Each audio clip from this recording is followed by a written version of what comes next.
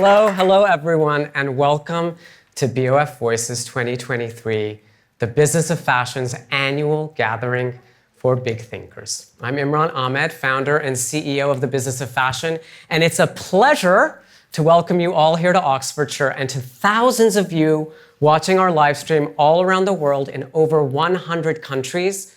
We're delighted to have you with us too. This marks the 8th annual BOF Voices.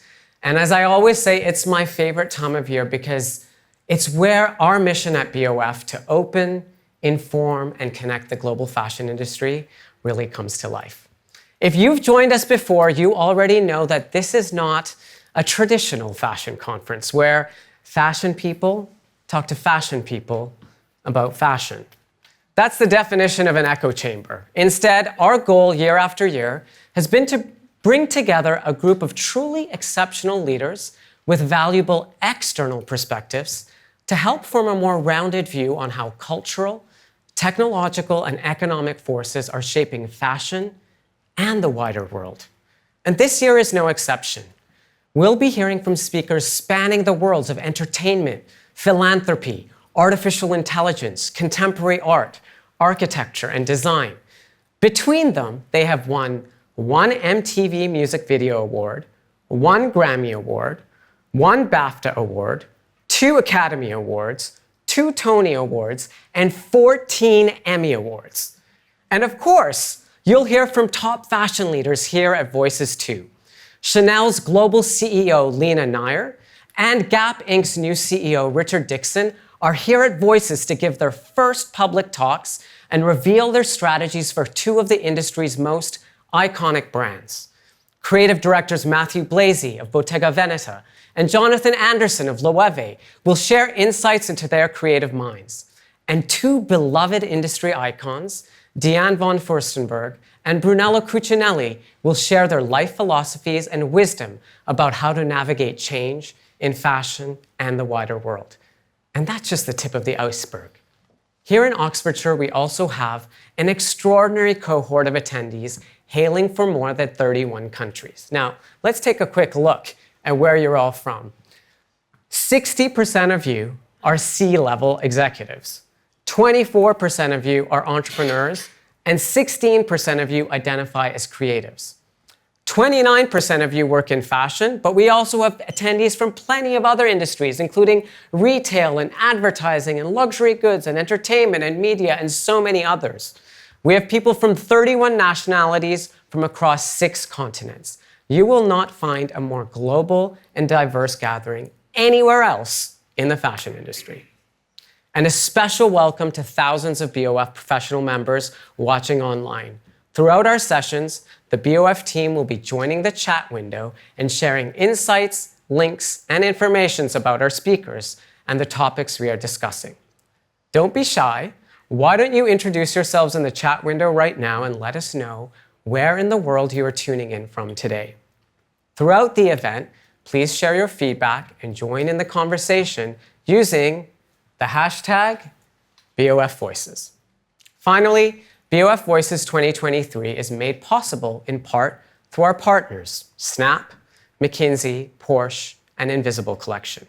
They are as carefully curated as everything else here at Voices 2023. Over the next 3 days, we will take you on a journey designed to broaden your horizons, lift your spirits, and take you outside your comfort zone. As always, this will take the form of 5 carefully curated content sessions. Tomorrow, in session 2, we'll go inside the fashion system. Then we'll do a deep dive on artificial intelligence in session 3 on technology and innovation. On Thursday, in our session on global culture and creativity, we'll embark on a whistle-stop tour from Saudi Arabia all around the world. Finally, we'll meet inspiring individuals to discover how we can live a life with purpose and authenticity in my favorite session called Live Your Best Life. And yes, I stole that from Oprah. But tonight, here in Oxfordshire, we begin with the wider world, one that in recent months has felt more harrowing and uncertain than ever before. The horrific and tragic events unfolding in Israel and Palestine over the last 7 weeks are hard to comprehend. The current pause in the conflict and the release of some hostages and prisoners is a hopeful first step towards a lasting and peaceful solution. Elsewhere, war rages on in Ukraine more than 20 months after Putin's full-scale invasion, exacerbating economic instability on a global scale. Taken together, these growing conflicts suggest that the rules-based international order put in place after the last World War is slowly coming apart, making for a more insecure world. Meanwhile, billionaires are aggressively exploring space travel, while here on Earth, a refugee crisis has forcibly displaced over 100 million people. And almost everywhere, the human rights of LGBTQ+ people are under attack. Our speakers in the wider world, a remarkable cohort that includes an AI expert, a space scientist, an Oscar-nominated documentary filmmaker, an NCAA transgender athlete, and the global CEO of the world's second largest luxury fashion house, are here to help us make sense of it all. But we begin with artificial intelligence, possibly the most talked about topic of 2023. 73% of the fashion executives surveyed for our annual report on the state of fashion said that generative AI will be a top business priority in 2024. And we'll be exploring this opportunity in depth during our sessions tomorrow. But first, we need to examine the impact of AI on a broader level. One of the most discussed talks from Voices last year came from Mo Gaudat. He gave us a stark warning. Have a look. But I also believe that the easiest way to hide anything is to just leave it out there in plain sight and not talk about it, okay? And that's AI. Believe it or not, in my perception, it's the biggest trend happening in our world today that will completely reshape our world in ways that will not be recognizable. Remember me in 2035 when you look back at this world and not recognize it. It will not, nothing of what we know will be the same. Mo gave that talk just a few days before ChatGPT was released. It seems prophetic now with the debate that is raging, and this is only going to gather momentum in 2024.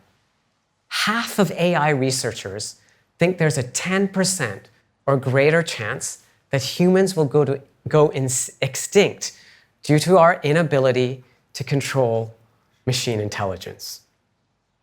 Last week, this debate tore apart the leadership team and the board at the world's most famous AI company, OpenAI, whose CEO, now just think about this, was fired, hired by Microsoft, and then rehired by OpenAI, all in the space of a few days because of the internal debate about how fast this technology should or shouldn't be developed. Our first speaker, Aza Raskin, was trained as a mathematician and dark matter physicist. He is known for inventing the infinite scroll, a feature that has become a mainstay of so many social media apps. Nowadays, he is the co-founder of the Center for Humane Technology. Aza and Tristan Harris were behind the Emmy-winning 2020 documentary, The Social Dilemma, which explores the dark consequences of social media. It reached 100 million people in 190 countries in 30 languages. More recently, Tristan and Aza have been turning their attention to AI.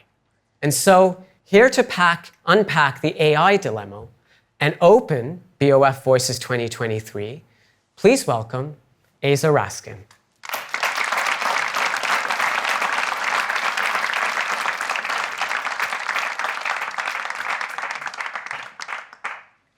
Hey, everyone. So yes, I'm one of the co-founders for Center for Humane Technology. And I think the frame I want everyone to walk away with is that, as Imran was saying, we are faced now with so many problems, whether it's Palestine and Israel or Ukraine. Like, why focus on AI? And it's because AI is about to force a kind of rite of passage for humanity. And the question is not what do we do with AI, but whether we, as the human species, who will we be that can wield the power of AI? That's sort of like the thing I will walk you through here. And I just want to start by saying we're all here because we care about the future. There was recently Senator Schumer in the United States hosted an AI Insight Forum. If you imagine there was a fictional movie about a country inventing AI, there'd be a moment when it's starting to take off, when the government says, all right, everyone, like every titan of industry, get to the Senate now. We need to figure out what's going to go on. That was that meeting. It was Tristan and I, and then the CEO of Google, of OpenAI, of Anthropic, IBM.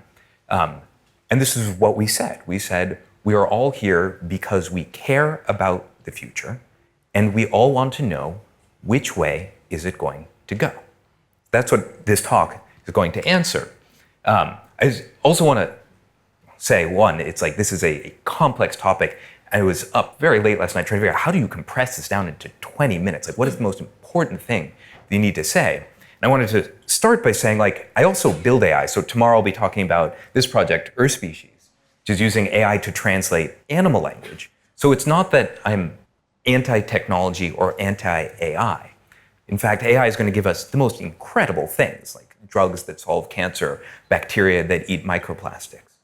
But the question is, how do we develop an AI in the way that lets us get to those benefits and receive them rather than it destroying the world instead? Because on the other side, right, we have actually the CEOs of all the major companies saying we need to take AI risk as seriously as a global priority as other societal scale risks like pandemics and climate change or global thermonuclear war. So then the question is, which one is it going to be, right? Which future are we going to get? Who is right? How can we possibly tell now? Well, to quote Charlie Munger, who's Warren Buffett's business partner, if you show me the incentives, I'll show you the outcome. It's very simple. And this is why, starting in 2013, we were able to predict which way social media was going to go, right? So as Imran mentioned, we helped make this film. It's now been seen by I think 150 million people, the most watched or second most watched Netflix documentary. And what is it about? This is not about a set of bad companies. This is about a set of bad incentives. And if you look at the incentives, it's actually really obvious, even in 2013, to say, well, if you're activating human nervous systems and getting them to be reactive as your core business model, of course that's going to lead to polarization and democratic backsliding and mental health issues. It's sort of obvious. So we're going to do the same thing. And then why, of course, should we as the social dilemma people be up here speaking about what's going to happen with AI? And that's because social media was in fact our first contact with AI, right? It was just a kind of curation AI. Where is AI in social media? Well, when you scroll, infinite scroll, I'm sorry. But when you scroll, that thing that chooses which post to show you next, that is a supercomputer pointed at your brain, choosing the thing that'll get your maximum engagement, right? It's very unsophisticated technology. But the small misalignment with that curation AI was enough to cause democratic backsliding all around the world and a loneliness epidemic. So in our first contact with AI, we lost. And the question is, how did we lose? What is the structure by which we lost?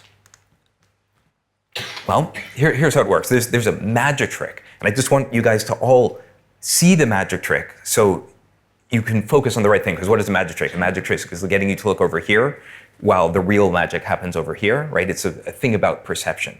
And if you cannot see correctly, then you'll never see how the system works. So going back to social media, what was the magic trick? Well, it's because, and no, many of the founders of the social media companies we focused on the stories of what social media did, the good things, right? Like social media gives everyone a voice, connects you with your friends, enables small and medium-sized businesses to reach customers. And actually, these things are all true. But lurking behind the stories are a set of symptoms. And this is where most of the media gets caught talking about what's wrong with social media. It addicts us. It creates disinformation, creates mental health crises. It's censorship versus free speech. But this actually misses the core thing. Because these are the symptoms. What's the fundamental driver? It's the incentives. And what is the incentive? The incentive is the race for engagement, the race to activate nervous systems, the race to the bottom of the brainstem. And once you see that, then that's what lets us, starting in 2013, predict that it's going to create information overload and addiction and doom scrolling and online harassment and cold factories and the breakdown of democracy. It's an obvious outcome of a business model. So of course, then the question is, what's going to happen next in AI? And just to give, have you guys seen the latest TikTok filters? I'm just curious. Some of you guys have. I'll just play one because it's pretty incredible. So this is the latest beautification filter. I can't believe this is a filter. The fact that this is what filters have evolved into is actually crazy to me. I grew up with the dog filter on Snapchat, and now this filter gave me lip fillers. This is what I look like in real life. Are you kidding me? One, terrifying, and two, you realize if TikTok really wanted to mess up the US election, like the 2 weeks before, they would just release a Biden and Trump filter and create complete chaos because no one would know who was saying what anymore. But again, this beautification filter, like we all knew that we're gonna have to head someplace like here because that's the arms race. If I don't do it, somebody else will. If Instagram doesn't do it, then TikTok will, because that's the thing that gets the most engagement. Next question, of course, is, so Social Dilemma came out, but nothing really changed. It was seen by everyone, nothing changed. Why? It's because by the time the Social Dilemma came out, it was too late. Social media had become entangled in our economy. It had taken our GDP hostage. It had taken politics hostage. If politicians are winning elections on it, they're not going to get rid of it. It had taken our values hostage, hence an entire generation wanting to become influencers, i.e. have attention, which is the business model. So it affects our business model. So by the time it was entangled, it was too late. So if we want to do something about AI before an incentive gets embedded in our system, we have to operate now.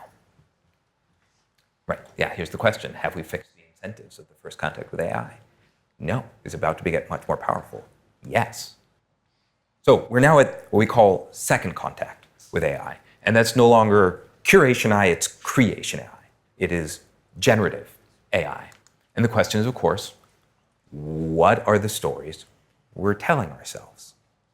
How are we going to get this wrong? Well, here are the stories. We say, AI will make us more efficient.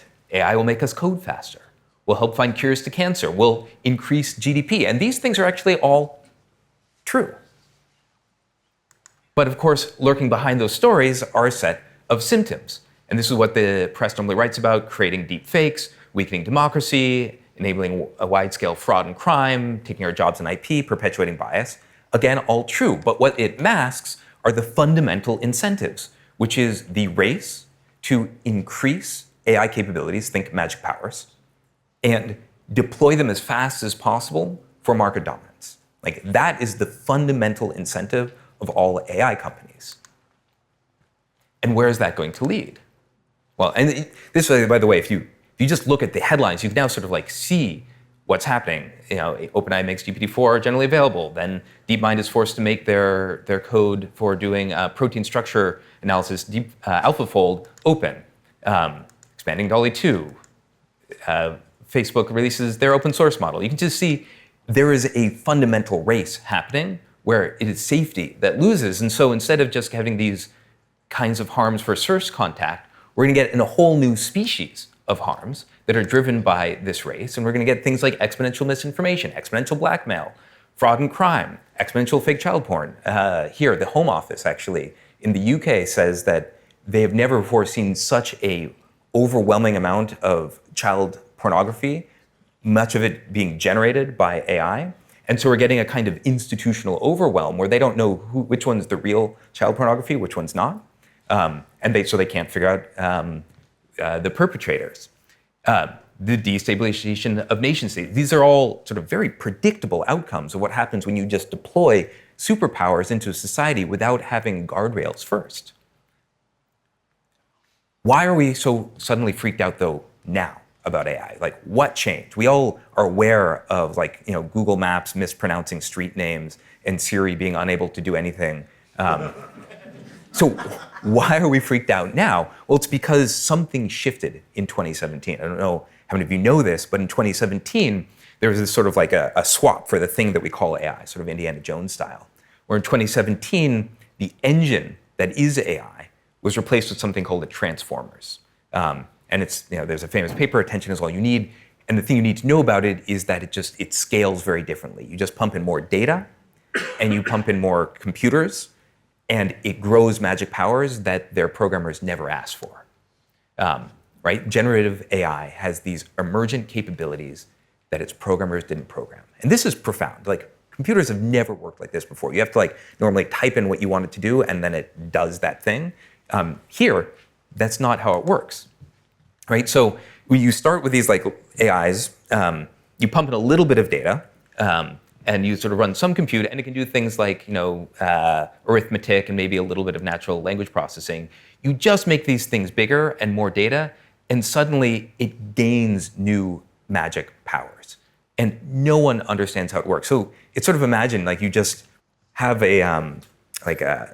electricity, and you just pump in more electricity, and suddenly your computer starts being able to do translation between languages and explaining how why jokes are funny. The programmers never asked. And in fact, you don't have to take my word for it. Jeff Dean, who runs a large portion of Google AI, said, although there are dozens of examples of emergent abilities, there are currently few compelling explanations for why such abilities emerge. That is, we don't know why these things emerge. We don't know what new features will emerge.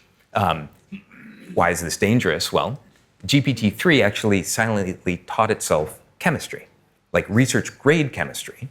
And it was out, they had rolled out GPT-3 to tens of millions, then 100 millions of people before anyone realized that the AI had taught itself research-grade chemistry and knew how to make VX nerve gas and all that kind of stuff. It's sort of terrifying. And then, of course, these capabilities can be combined in dangerous ways that people have not yet thought about. So I'll just give an example of one that we tried.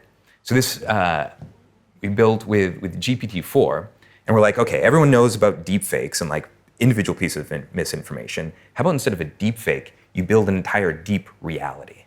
And so we said, hey, create a universe of interlinking damaging tweets and news articles and media about Laurie Segall. Laurie Segall is a friend.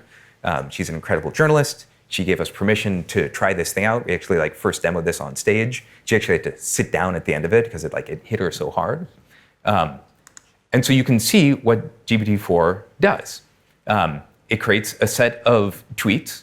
Sources say Laurie Segall received undisclosed payments from her Silicon Valley coverage. Is true journalism dead? It's referencing real interviews that she did and real people. It sort of figured this all out on its own. And then we said after that, okay, can you turn any of these tweets into a New York Times style article with real quotes? It did that.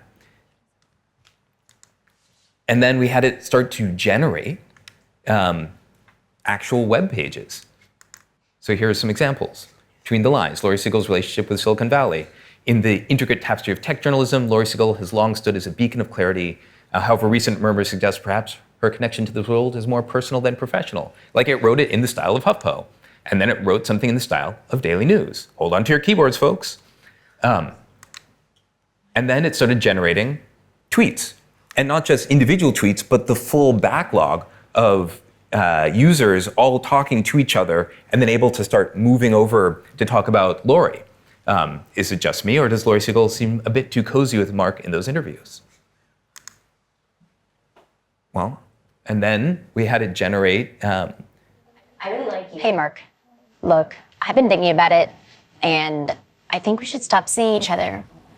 I really like you, but if people found out about us, my career would be over.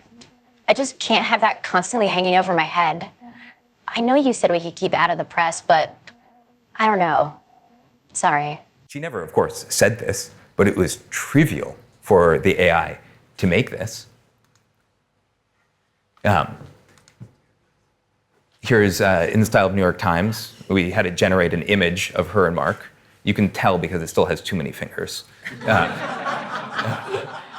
that's now solved. It generates memes, too. So this is like, the AI really generated this whole meme, like Laurie Siegel, like interview real people, make up stories. So you can see how it can generate an entire, not just like piece of misinformation, but a world of misinformation and tweets. I'll just keep going here. All right, so this is, I think, terrifying, especially for people in this room who have like public profiles.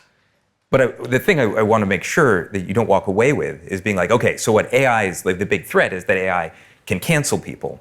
No, that's not it at all. This is like the tiniest tip of the iceberg. And I want you to like zoom back out to see all the different kinds of new surface areas of harm that we don't yet have any protections for. This is what happens in the race to scale and the race to deploy. I'll just choose one here. Let's take a look at automated cyber weapons. GPT-3 couldn't do this, but GPT-4. And you can say with GPT-4, GPT, find me a security vulnerability, then write some code to exploit it. So I actually tried this out, describe any vulnerabilities in the following code, then write a script. And within around 10 seconds, it had written actual working code to find a vulnerability in some software I posted in. And this is not hypothetical, right? Like North Korea is already starting to use this to automate cyber attacks at scale. So that means our entire sort of infrastructure of, say, this country is at risk. Another really important thing to note is we always hear people talking about, we want to get the promise of AI and not the peril of AI, right? We want the promise and not the peril, as if these two things can be separated. But that is not how AI works. AI is omni-use. It is dual use. So you cannot take the good from the bad. And to give an example of this is from last year. These researchers had built a drug discovery tool. And it worked great for finding like brand new beneficial drugs. And the researchers were like, actually, what if we make literally a one character change? And instead of in the thing that says make it positive with a plus, we turn it to a negative sign. And then within 6 hours, it had generated 40,000 toxic chemicals, including VX nerve gas and many other known chemical warfare agents, right? Like what we're inventing is intelligence. Intelligence is the way to solve a problem, get to a destination. So there's no good way of blocking all those different paths, just like blocking an intelligent person is very, very difficult. We're nearing the end of this build, but it's important to note that like the pace at which AI is moving is accelerating. It's moving not just on an exponential curve, which human beings can't really hold in their minds, but a double exponential. I'll explain what that means, right? Because, and this is what makes this problem so different than, say, nukes, because nukes don't make stronger nukes, but AI makes better AI. So an example is NVIDIA is already using AI to make its chips faster. And not just any chips, the chips that are used to train AI. So AI is in fact being used to make AI's progress faster. Within the current sort of like knowledge and estimates within the AI companies is that human level programming, like the level of a Google engineer, will be reached by AI in the next 12 to 36 months. So what does that mean? That means suddenly humans and money become fungible. Right? That hasn't been the case before. If you have lots of money, it takes a while to find the right people, to hire them. It takes culture stuff. It's like they sleep. They're annoying sometimes. Here, you just pour in more money. You get out more coders, which give you more capabilities, which means you make more money. So we're about to see the takeoff of all of the AI companies sort of exponentially outcompeting everyone else, unless we do something. So AI makes faster AI. Tracking progress is getting increasingly hard because progress is accelerating. This is the founder of Anthropic, one of the major AI companies. This progress is unlocking things critical to economic and national security, and if you don't skim papers each day, you will miss important trends that your rivals will exploit. right? This is certainly true for me. I used to be able to keep up, let's say 2 years ago, with most of the AI developments. And now if I'm not on Twitter, like I am not up to date. And even when I am, I'm still missing important things. It's very nerve-wracking. But, at least there are lots of safety researchers, right? Nope. There's a 30-to-1 gap between the number of people working on increasing capabilities and those that are working on safety. But at least the very smartest safety people, I think there's a way to do it safely. And this gets to that stat that Imran quoted, which is 50% of AI researchers believe there's a 10% or greater chance that humans go extinct from our ability to control AI. Like, really think about that for a second. Imagine you're about to get on a plane and you're sitting in the lobby and you get the voice over the speakers going, well, just want to let you know that 50% of the engineers working on this plane say that there's a 10% chance it's going to crash and kill everyone, but have a nice flight. Like, are you going to get on that plane? No, but we are onboarding all of humanity onto this plane. And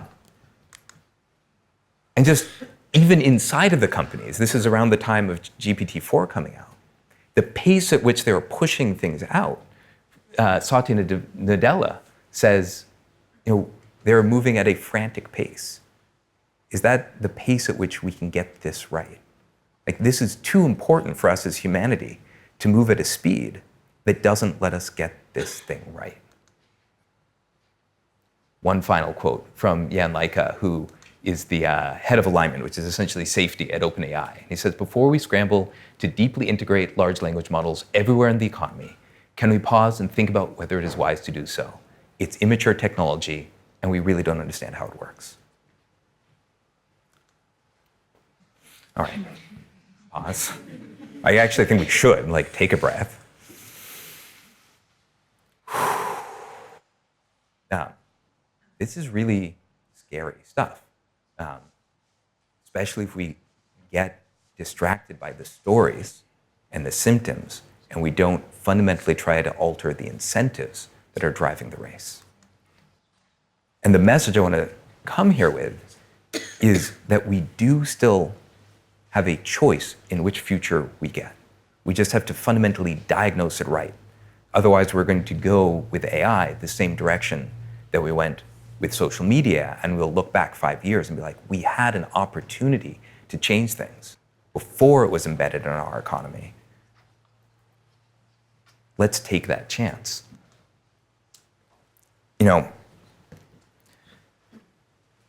I think this is the moment for humanity.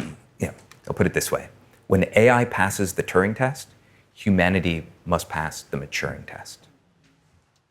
Right? Like, Gandalf is wise enough to understand not to pick up the One Ring if he's not yet wise enough to wield it. And that's, I think, Mustafa Suleyman, who is the co-founder of DeepMind, put it this way. He said, the future of humanity and whether things go well for us, the future of progress will be defined no longer by what we say yes to, but what we say no to. Like, will we as a humanity be a 1 marshmallow species or a 2 marshmallow species? If we can rise to being a 2 marshmallow species and say no until we figure out the right way to approach this, instead of rushing headlong, we can make it. And if we don't, then I don't think we do. So there's a lot more. It's a very hard thing to compress this down into 20-ish minutes. And there is hope here. So please come talk to me and describe many of the things that have happened that are pushing us in the right direction. But I just wanted to leave you all with that, the question of who must we be as a species? And what large swings must we all take so that we can get the promise of this technology and not just fall into the incentives. So, thank you.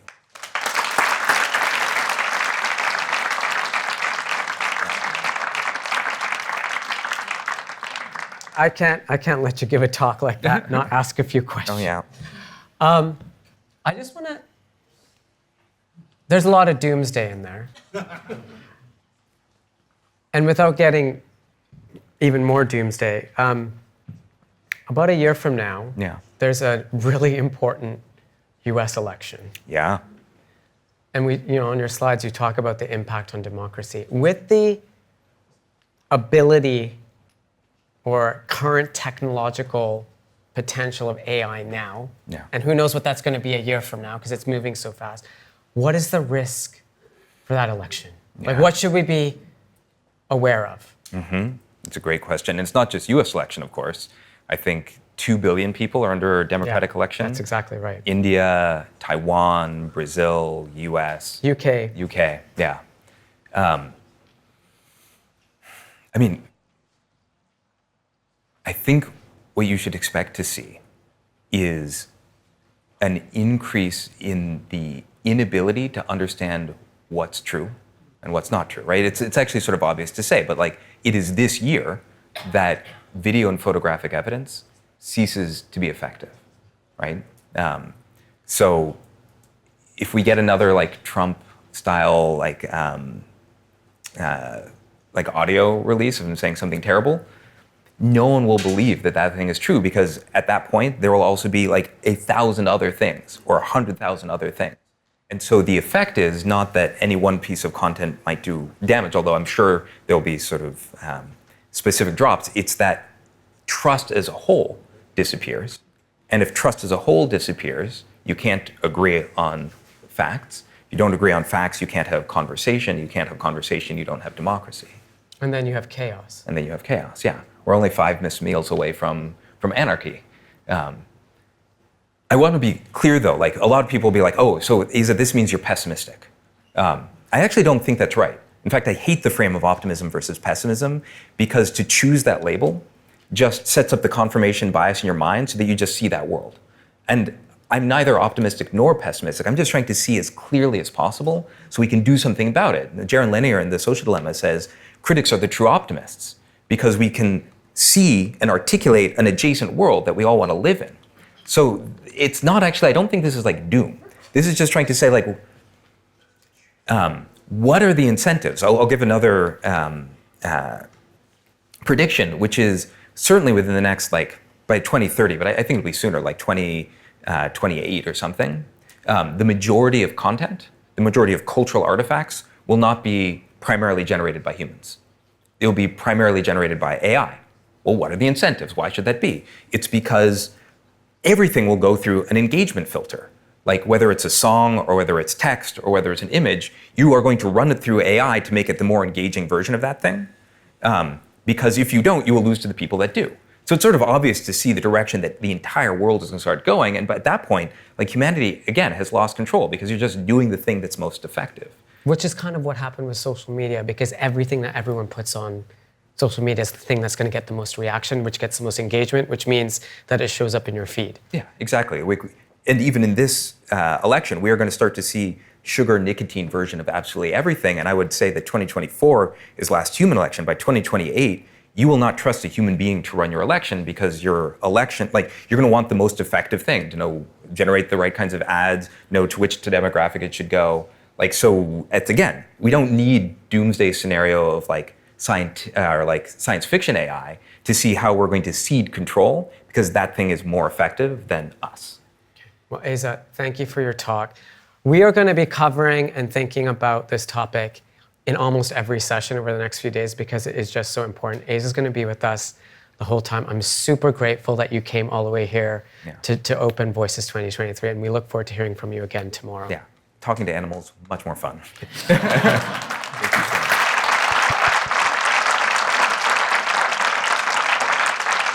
We typically stick to earthly subjects here in the Wider World session, but tonight we're looking beyond that and into space, the final frontier. Decades ago, space travel was a cultural and political obsession. In 1957, the Soviet Union's Sputnik 1 set off the space race by becoming the first artificial Earth satellite. In 1961, Yuri Gagarin was crowned the first human in space. 8 years later, Apollo 11 landed the first men on the moon. Many were beginning to kind of imagine a new existence. Just look at this artwork, which was commissioned by NASA in 1975 to depict potential space colonies. almost 50 years later, we're still far from what these utopian vistas illustrated. But according to our next speakers, we are on the cusp of a space revolution. Hélène Huby is a mathematician, space scientist, co-founder and chief executive of the Exploration Company, which is on a mission to make space exploration accessible and sustainable for all. Today, she will be joining us from Germany. Joining Hélène here in Oxfordshire is the company's chief commercial officer, Dana Baki. So, to understand the space race, please welcome Hélène Huby and Dana Baki.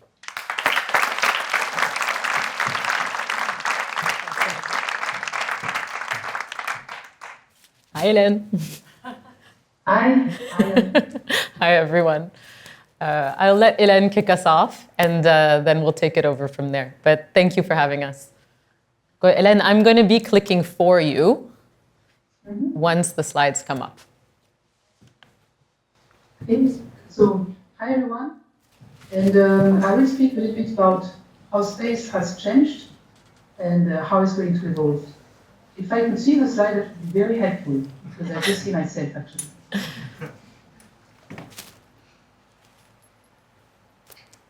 I don't know, so technically I just see myself, so it would be great if I could see the slides.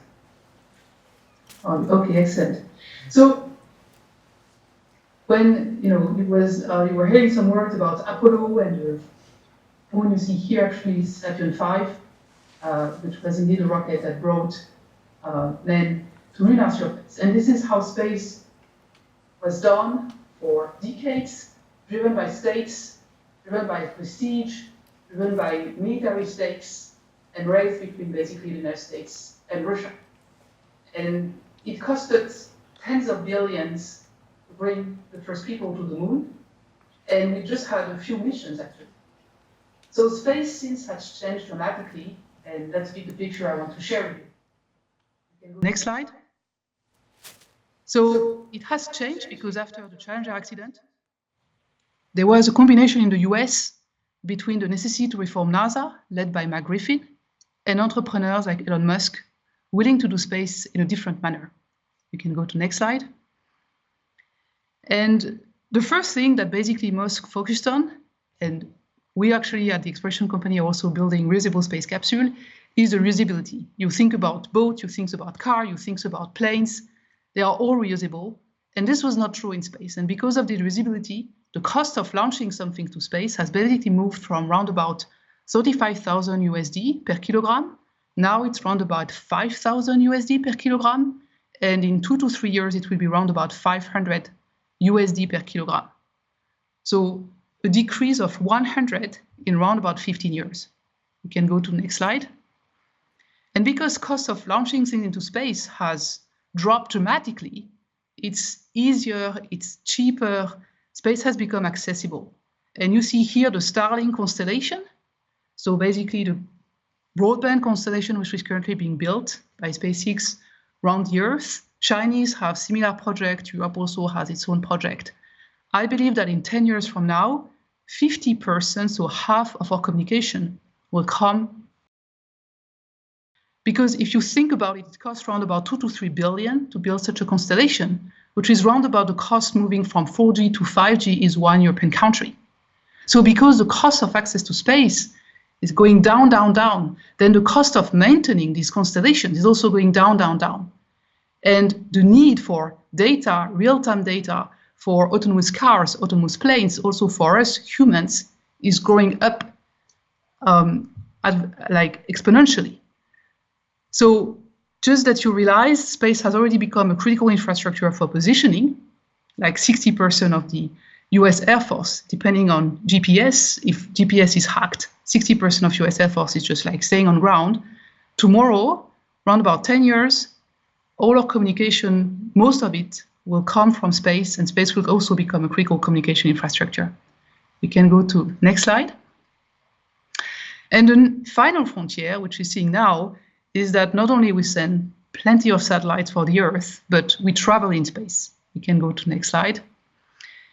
Why do we travel in space, and is that a future? If you think about the beginning of the aviation, This is a picture of actually 1914, where you had the first private people flying an airplane. At that time, people were thinking, okay, this is crazy. Why are they doing that? We're exactly at the beginning of, let's say, people flying into space. And when they come back, actually, they are transformed. So let's go to next slide. What I want to show here is basically what is happening right now in space. We start to have the capacity to build spacecraft that can be reused, that can be refueled, which are making basically access to space around the Earth, but also access to the Moon and to more access to Mars, more and more accessible. And if you think about it, what happened in the 15th, 17th century is that the world came to a new technology, which is, hey, we knew how to build ships that could cross the oceans. And because of this technological turning point, we started to explore. It didn't take 10 years. It didn't take 20 years. It took around about 1 century to be able to explore and to know what we were calling at that time the new worlds. This is exactly what is happening in space right now. It's not going to take 10 years. It's not going to take 20 years. Perhaps it will take 50 years, perhaps 1 century. But we will explore because now we are at a point when we start mastering the technology that enables humanity to go there at a cost which is accessible with technology which are reliable. And you think about aviation, it's the same thing. Very small series at the beginning, pioneers, billionaires, starting to build airplanes. Then wars, that may happen in space, and then the scale, and then step by step with the creation of Ryanair, aviation becoming kind of affordable for anyone. And it was 1914 and to 1980, the creation of Ryanair. So perhaps it will take, like aviation, 70 years, perhaps it will take less, because innovation is faster, but we're getting to go there. Can go to next slide. So this is just to give you, it's a small insight of what is happening right now on the Moon, because the next destination is first Moon, then Mars. Moon is becoming kind of the, let's say, the California when there was gold, or like the Middle East, like the race for, let's say, the rush towards oil, and now it's the rush towards water. So rush towards gold in California, rush towards, let's say, oil, and then now rush towards water. With water, you can produce, of course, propellant for spacecraft, and the Moon has plenty of water. So you now have a race between all space powers to go at the south pole of the Moon, to be able to land, to be able to exploit water. And then with the water, let's say the Moon will become like a huge kind of tank station, being able to refuel spacecraft in space, flying in space back from the Moon to the low Earth orbit. We can go to, and by the way, just to give you an example, this is exactly why the Indian lander didn't land at the equator of the Moon. It would have been much simpler for the Indians to land at the equator of the Moon, but they landed at the south pole of the Moon because this is where you have the water resources. So on this slide, and then I will hand her to Dana, many people think like space is going to why are we doing things in space while you have so many problems on Earth?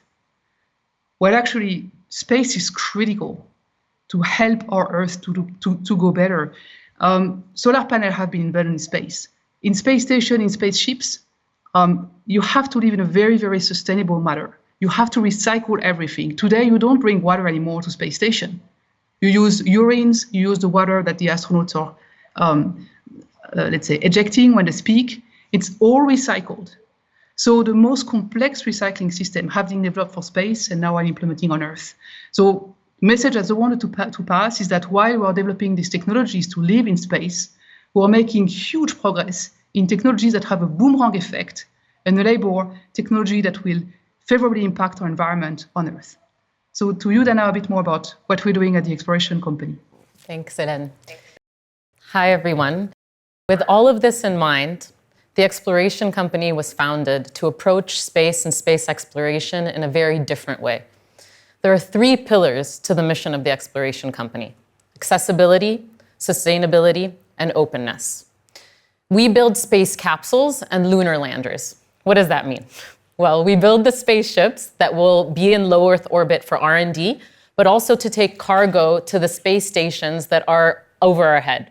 Right now, there are 2 in space. By the end of the decade, there will be 7 space stations, which is huge, huge difference. And we need to bring things up and back down. As Hélène mentioned, the moon is the next destination. I was telling someone that I'm going to a lunar economy summit after this. They're like, there's like an economy on the moon? Yes, there is an economy on the moon. And we need to be able to get there, exploit its resources, and use that to get to the next step. But the way that we approach space right now is incredibly important because it sets the tone for how humanity is going to be approaching space moving forward. And so we at the Exploration Company have made a very meaningful choice in the way that we want to approach it. Accessibility. We want to make sure that space is not just for the few nations that currently can access space. We want to make it affordable enough that any nation that has a space program can afford to get to space and back. And that it's not only for space programs, but industries across the board to use the power of space to help improve their product innovations and more. We want to make sure that we're launcher agnostic and that we can be launched from any country around the world that has heavy launcher. So our first launch will be going from India, our second from the US. We have our base in Europe. We want to make sure that it's a collaborative effort across the globe and not a geopolitical divisive one. And in the same vein, we're collaborating across nations to do our programs with as many nations as possible, whether it be the EU, the US, India, the Middle East, et cetera, so that we approach it with a very different mindset. The second pillar is around sustainability. Now, I can do a whole other Voices talk about how space is important in solving our climate problems, but within the space sector, there's a lot that we're doing around sustainability. Our capsules are reusable. We are using LOX methane as propellant instead of hydrazine, which is incredibly toxic.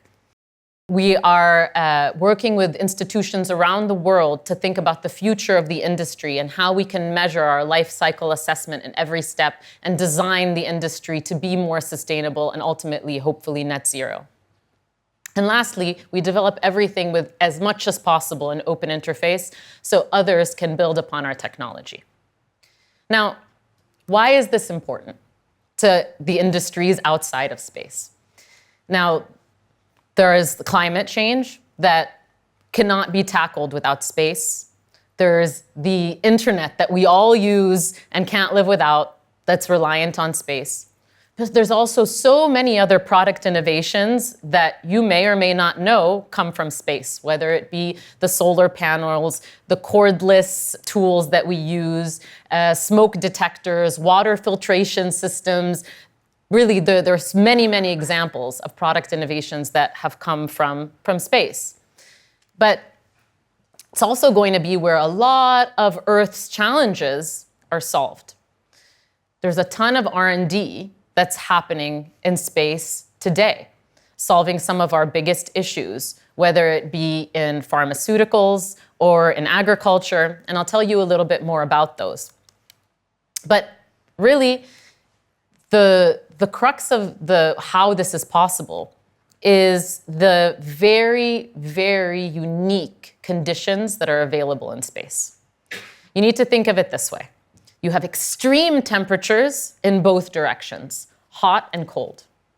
You have 300 times the level of radiation in space than you do here on Earth. Insane.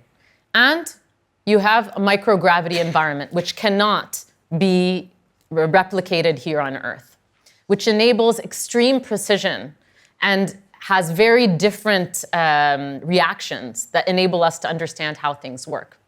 So it's enabling incredible R&D, whether it be in terms of disease research and vaccine research for pharmaceuticals, or in terms of plant research on how we can make our plants and seeds more resistant, or how we can work with our animals or coral to help undo the damage that we've done here on Earth, or how we can understand fungus and other plants better in a different environment. It's also helping huge progress in technologies within space for space exploration, but outside of space. Think semiconductors and the huge progress that we're able to make by doing manufacturing in space. But the potential is not only there. It's also in the industries that you're all working in. There's potential for anti-aging and beauty care research. Think of what's possible when we're talking about the UV that's in space versus the UV on Earth, or the radiation, or how cells react differently in a microgravity environment and how that can help improve things across the products that we're using. Think of fermentation and food and agriculture. Think of things like watches and the relationship between time and space and how that can change how we think of something that we wear on our wrist. Think of how space transforms products. So not only can you do R&D up there, but the different environment creates products and creates materials that cannot be made here on Earth. So what can we create in space that we can bring down and make new products with, whether it's a functional product or whether it's a beauty product, a form of art, a piece of fashion? What is it that we can create? There's a whole new realm that's now possible and very, very accessible. And so I challenge you all to think of this. Space really is something that brings awe and wonder to people of all ages, from all over the world. Everyone is somehow drawn to it and really excited by it. And is it because we're all made of stardust, which is true, right? Is it because it's a part of us? Is it because we don't know and we all have that DNA of exploration that Hélène mentioned? Perhaps. But we are at a cusp where technology is speeding up, where space is not just for rocket scientists and astronauts anymore. It's for all of us. And we can now decide how we are going to use space to help promote new products, improve our industries, think of how our strategies should evolve, but also how space can bring us together as humans and how we can use it as a way to unite us rather than separate us at a time when so much is happening here on Earth. And so I'd love to have discussions with you all on this topic throughout the coming days, and thank you so much for your time.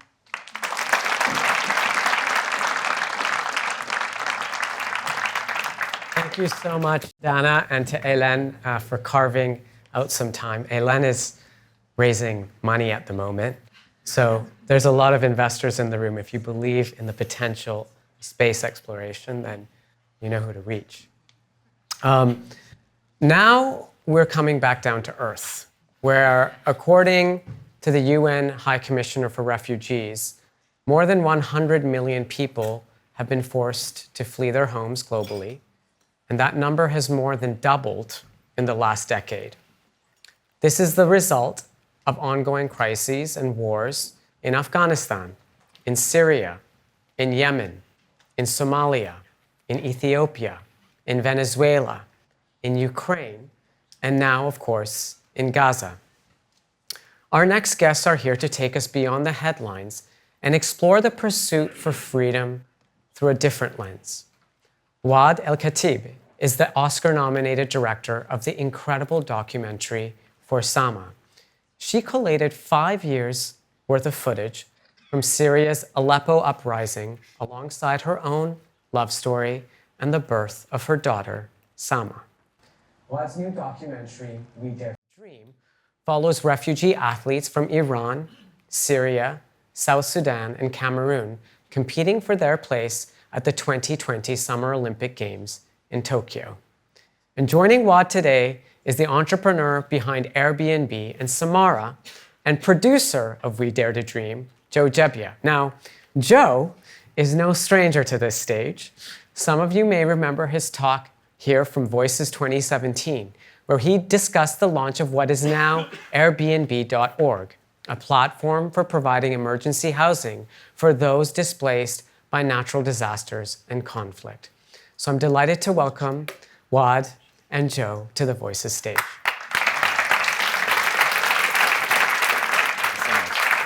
So good to be back. Thank you.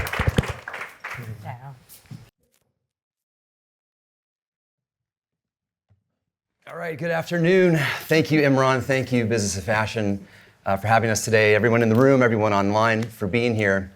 I'm thrilled to be here with you to talk about one of the most pressing issues of our time, the topic of the displacement of people. This year at Voices, you'll actually hear about this topic again with guest speaker Rita Ora in the coming days.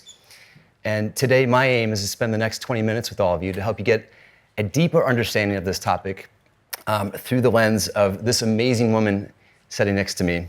Waad Al-Kateab, you are an award-winning filmmaker, a citizen journalist, named to Time 100 Most Influential People on the Planet. You're a wife, a mother, a hero, a survivor, and as I've come to know you over the last 3 years of making our film together, I think you're a poet who happens to have a camera.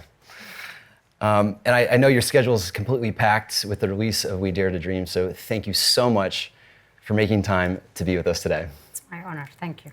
Great, well, Okay, I'm excited to jump in with you. Now, in We Dare to Dream, you tell the origin stories of these refugee Olympians.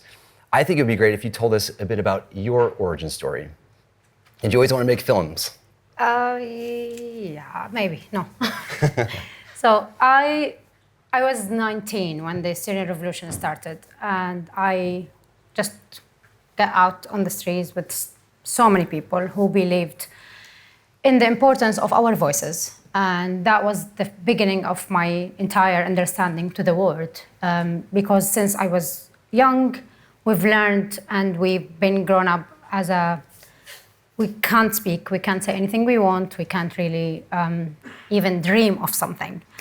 And the revolution changed my entire understanding. And I thought, I have voice, I can speak now, I can chant in the street.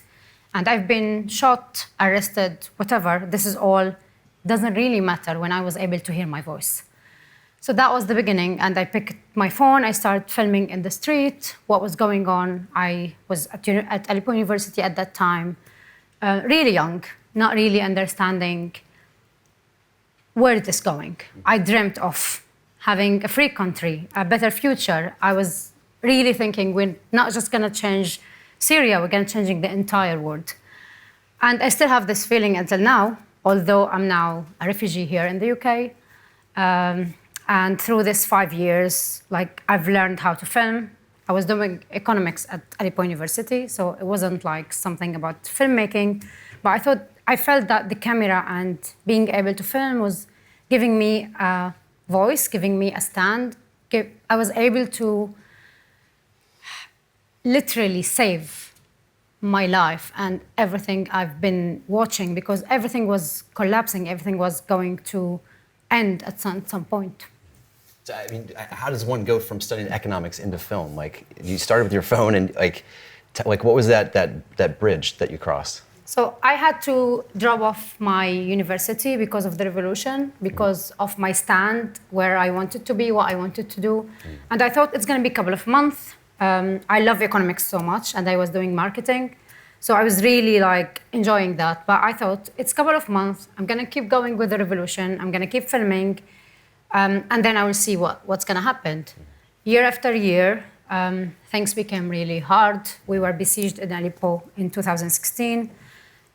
So many people have seen this atrocities, bombing, shelling by the Syrian regime, by Russia, after all.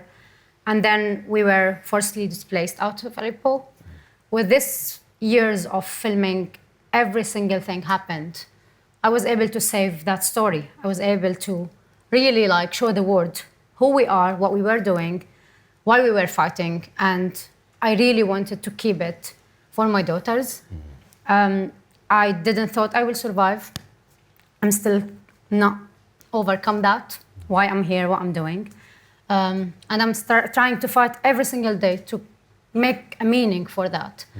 And that's how For Sama happened first, and this is how We Dare to Dream is happening now.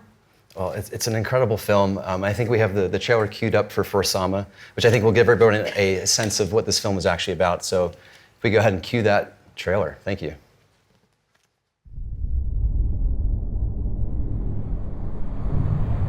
بحلب مدينتي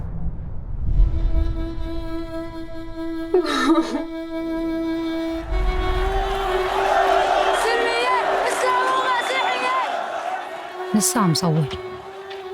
هذا الشيء اللي عم بيخلي معنى لوجودي.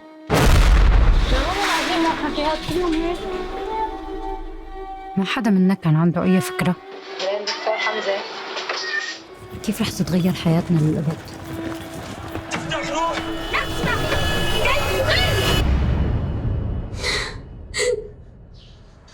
حمزة أنا حامل.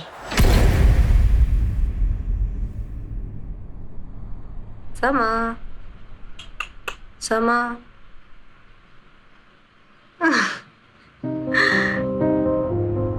سما، عملت هالفيلم مشانك. بدي إياك تفهمي شو اللي كنا عم نقاتل مشانه.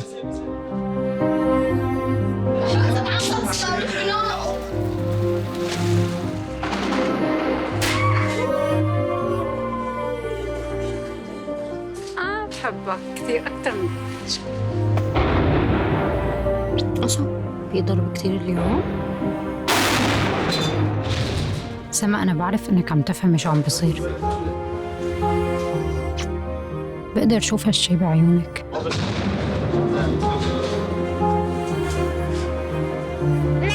ما عم تبكي مثل أي طفل عادي.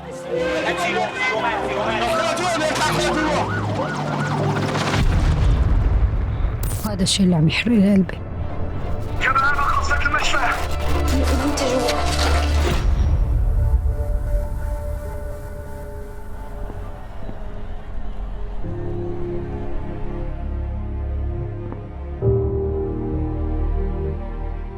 سما، رح تسامحيني؟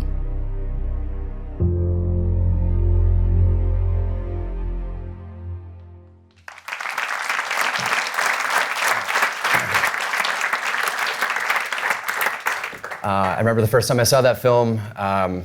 There's so much you can say about it. If you haven't seen it, I hope you get a chance to. You won over 105 awards for this film, including top filmmaking prize in Cannes, the BAFTA, Oscar nomination. I mean, it's such a powerful film, and there's an impact for it off the screen. I'm curious, what is the legacy that you want from this film? Yeah, I think it kind of, I can feel it now. I really feel also this is going to last forever. What this film made was really fighting all the misinformation and the narrative that the Syrian regime and Russia was spreading over Syria and over who we are. We've been called as terrorists. My husband, who was a doctor there, who's also here now, he was called as a terrorist because he was saving lives, civilians, kids, women, in that situation. This film stayed more to fight this narrative in Ukraine today, in bombing hospitals in Gaza, for an example. So this, unfortunately, the kind of campaign that we created, which called Stop Bombing Hospitals, was talking about Syria at that time, which is 2016. The film was 2019. But it's more about the values that we all should and have to value. Whereas hospitals should not be bombed wherever that place was. Civilians should be protected.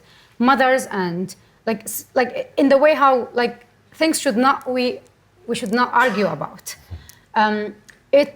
Also for me amplified voices for people who you will never meet, you will never hear.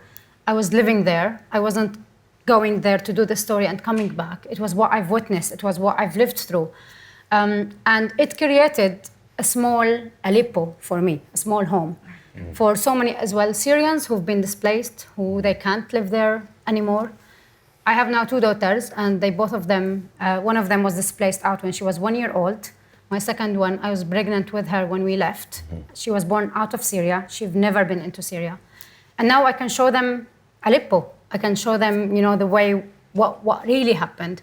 And this will stay forever. No one can change that anymore because what I was able to film. Also, I think all this award and the amazing platform I was able to be at, it just allows me to speak about my, everything I've witnessed, but also about so many other issues around the world where we can all stand and we can all keep fighting for. I think something I wasn't really aware or fully understood when I made the film. But now when I'm going everywhere I want, I can just show them 1.5 hours of a real experience of a woman, mother, wife, in a situation where I don't want anyone to go through. hoping that we can really change this for other places around the world. No, I think you have. And as I was thinking about this, I was curious, and I have to imagine a lot of people might ask you this. When Sama is old enough to watch this film with you, what do you hope she'll take away from this? I hope she won't hate me for what I've done at some point. And I asked her that question in the film, where I said, it was in the trailer where I said, will you ever forgive me? And my question was actually about, will you ever forgive me of staying there and going through this and causing all this trauma that she will carry for her entire life? Because you didn't have to stay. No, I did not have to, but I have to at the same time. Or will she ever forgive me for leaving and for not being able to fight from there? And I created the film to be able to fight in different ways. Well, it's a beautiful film. Quickly, how can the audience get involved? Because I know there's an impact campaign behind it that's still going. Yeah. So Action for Sama, the impact campaign we created in 2019 after the amazing response of the film. It's still happening until today. We're still having so much projects going on to fight racism in some places, to the Syrian refugees, to help Ukraine as well, Gaza, the hospitals bombing as well now, and other places around the world. So I really, really hope people could join us, and you can really find so many things you can do with us in this. And I really hope to be able to, unfortunately, the world is not going into any better place, and we can watch today with the pain that people have to go through again and again. So I really hope we can do something to... Good. What's the website for that? Action for Sama. Please find it. Great. Thank you. Okay, so let's transition to your second film, We Dare to Dream, and we're going to kick that off with the trailer. Yes. We can go ahead and roll that clip.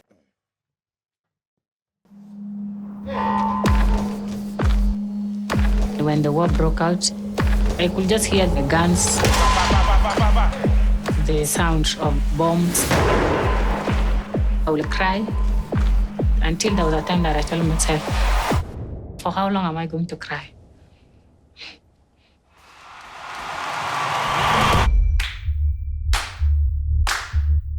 It's my privilege to announce the athletes of the IOC Refugee Olympic Team Tokyo 2020. Your name is on the list. Your participation is more than just your competition. You're part of a bigger project.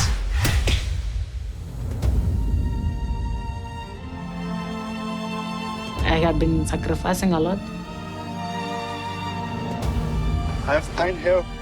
He's a bit upset. It was his dream. I've been lower than low down. We're not sure what the implications are, but these athletes are going to be devastated. Only ways up right now. The future is very uncertain. I've learned to remain hopeful and work for the best. But tonight, I don't need to close my eyes. I had a lot of emotion.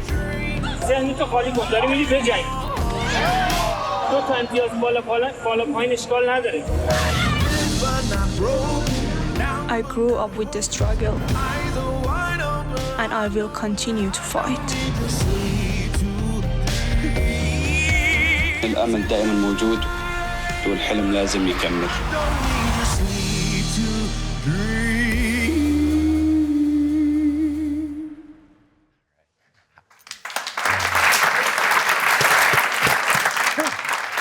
All right. So we've been working on this film for the last 3 years together. It just premiered in London on Sunday night to a sold-out audience, a lot of 400 people, standing room only. How do you feel about the premiere from just 2 nights ago? I'm still over the moon, I think. I've never felt happy in the meaning of really happy without feeling pain and so much complicated stuff. I was just so grateful for all the amazing support from people who were showing up at that premiere, still talking about the film until now. The athletes who were so happy as well with the film, it was just amazing experience, yeah. I want to do more, I want to do more films just for that feeling of the premiere. It was really, really electric. seeing that now and hearing the song, we've been lucky to have the support of Angelina Jolie and John Legend as executive producers. How does that make you feel that you've been able to attract legends in music, legends in film, legends in activism to be part of your film? I think I've been through a lot in my life, and so many places where I felt I really would not make it. Not just when I was in Aleppo, but even while I was making this film. This creative process with a lot of pain, a lot of trauma in some places where you really think, like, I don't know where I'm going. When the film was done, and it was a lot of love and support from people who really far away, really very passionate about it, but also different people. And the way how I think it just come up all as we all can stand in the same position, we can all believe so passionate about some stuff, and we can all fight for so many things, for the right of so many people. So it just was really, I think I'm overwhelmed by the love and the support, and I really hope to be able to call more people out for help, but also more voices like me, people like me, to be in this position where they can find themselves standing on a solid ground, able to find their way of survival, and being touching and feeling this love from people around the world. Well, the film definitely draws that out of people.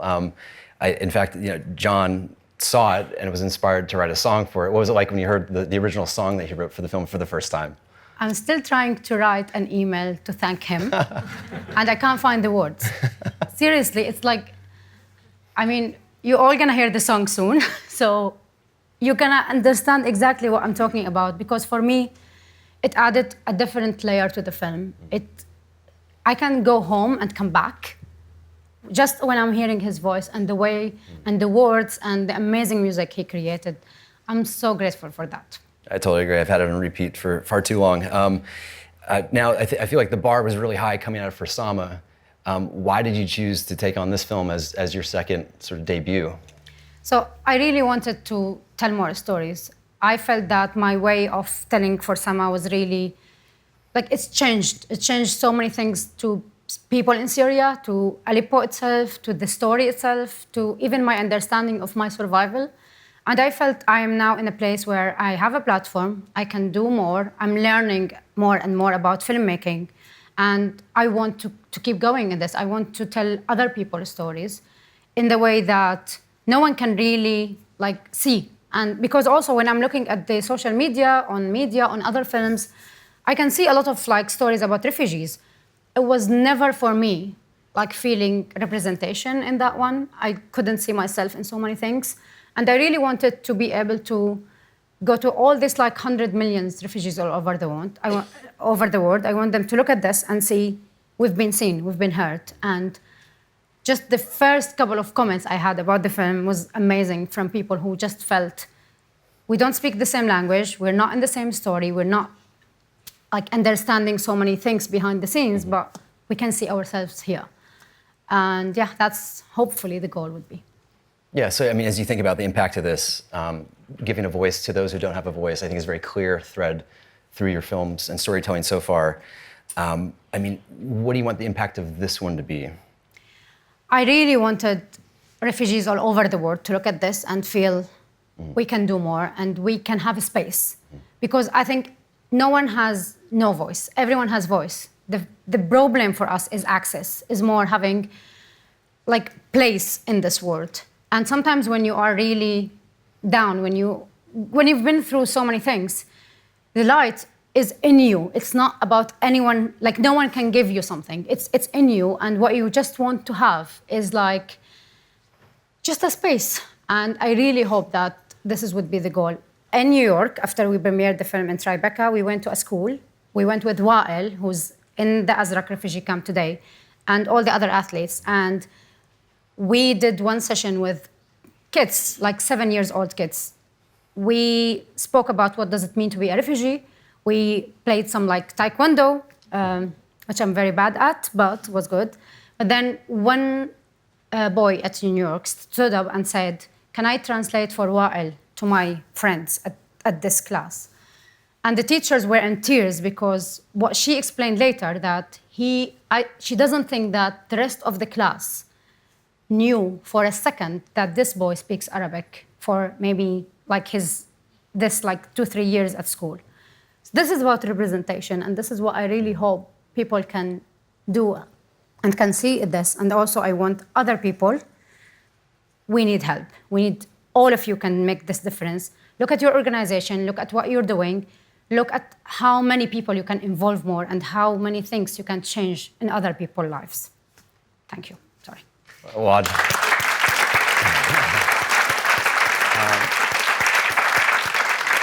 Well said. I think we'll wrap there. How can people find out more about the film? At We Dare to Dream movie on Instagram, please, and on the website you can find everything. Amazing. And please watch it, please. You've been an amazing partner to work with. Can't wait for you to see the film. We have two big announcements coming up for its release this next month and also in January here in Europe. So keep your eyes peeled for We Dare to Dream. Thank you again for having us today. Thank you.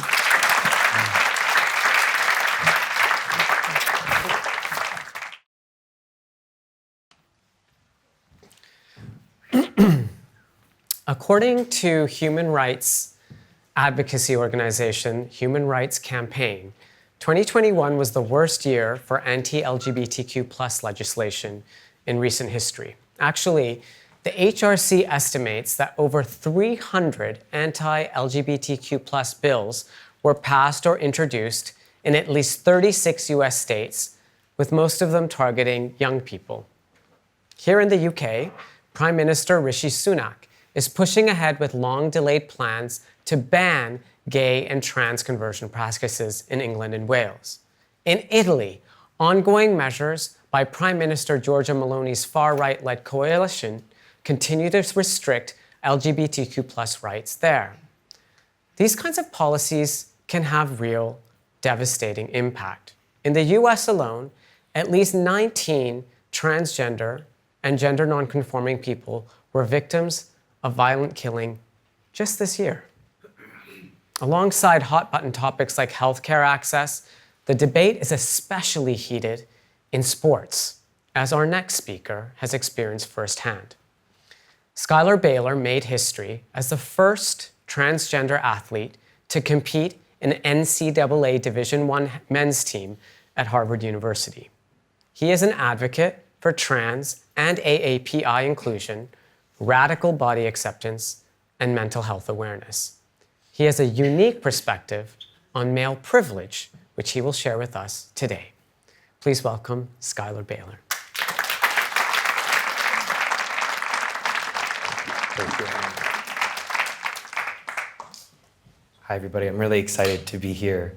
I want to start with telling you a little story from when I was a kid. When I was really young, my mom sat me down one day in my bedroom and she kneeled in front of me and she said, "Schuyler, there's a bad man that lives on our street.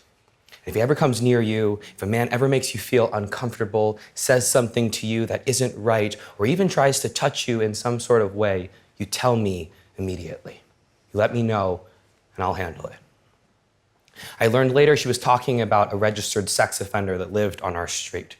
And she had this conversation with me, but she did not have this conversation with my brother. And that was because my brother is a boy, and at the time, everybody thought I was a girl. And I wasn't just any kind of girl. I am Asian American. I'm mixed race. My mother is Korean and my dad is white. And for my whole childhood, I was told that mixed babies are the most beautiful. This is a photo of me. We'll get the photo up on there. When I was in high school, I was told my whole childhood, mixed babies, mixed girls are the most beautiful, the prettiest, the sexiest. Remember, I'm a child. And these are adults, strangers, teachers even, that were telling me this as a kid. When I was 18, I learned that I'm transgender. And I came out as trans. I began to share myself with the world in a different presentation of myself. And it's been over 8 years since I walked the world being perceived as a woman, as you saw in those photos. And yet, I still find myself afraid of those potential bad men.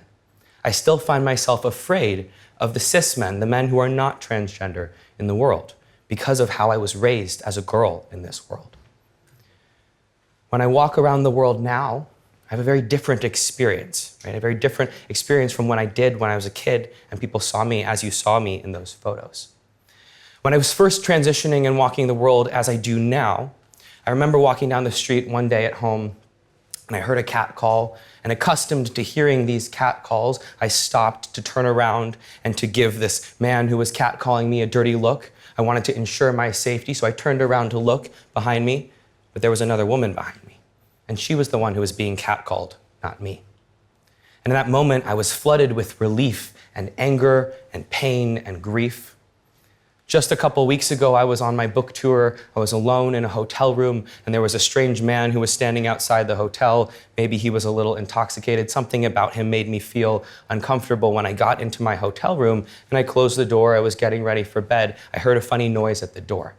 And I was immediately terrified. I thought maybe he was coming to get me. Maybe I was going to be in some sort of danger. Maybe he would assault me, rape, who knew, right? This fear, despite the fact that everybody else sees my manhood, this fear of being raised and knowing what the world looks like coming from a woman's lens was deep inside me, has never since dissipated. And so I was afraid in that moment. So I sat there and I thought to myself, Schuyler, they see you as a man. The world receives you as a man now. You're okay. You can breathe a sigh of relief because the world doesn't see that womanhood anymore. My manhood is the shield. My manhood is how I feel safe in these moments because I remind myself I'm no longer the same kind of victim that I used to be. That male privilege is right there. And yet, privilege is complicated. It is not one-dimensional. So despite the fact that I experience male privilege, I am still transgender. And in many ways, my life has been a bit of a gender studies class. I have been perceived as woman, perceived as man, as girl, as boy, as I don't know what you are, as I'm not really sure where you fit. And as I've traversed through these different experiences, especially if we add racialized identity on top of that, I've experienced a multitude of identities. When I started in college as the first openly transgender athlete to compete for any Division I men's team, I was walking on to a men's team, right, into a men's locker room. And for most of high school, as you saw in those photos, I looked like a woman. And so as somebody who looked the way that I did, many of the boys on my high school swim team talked very crudely about my body. They talked about what they wanted to do with it and how they would sexualize it.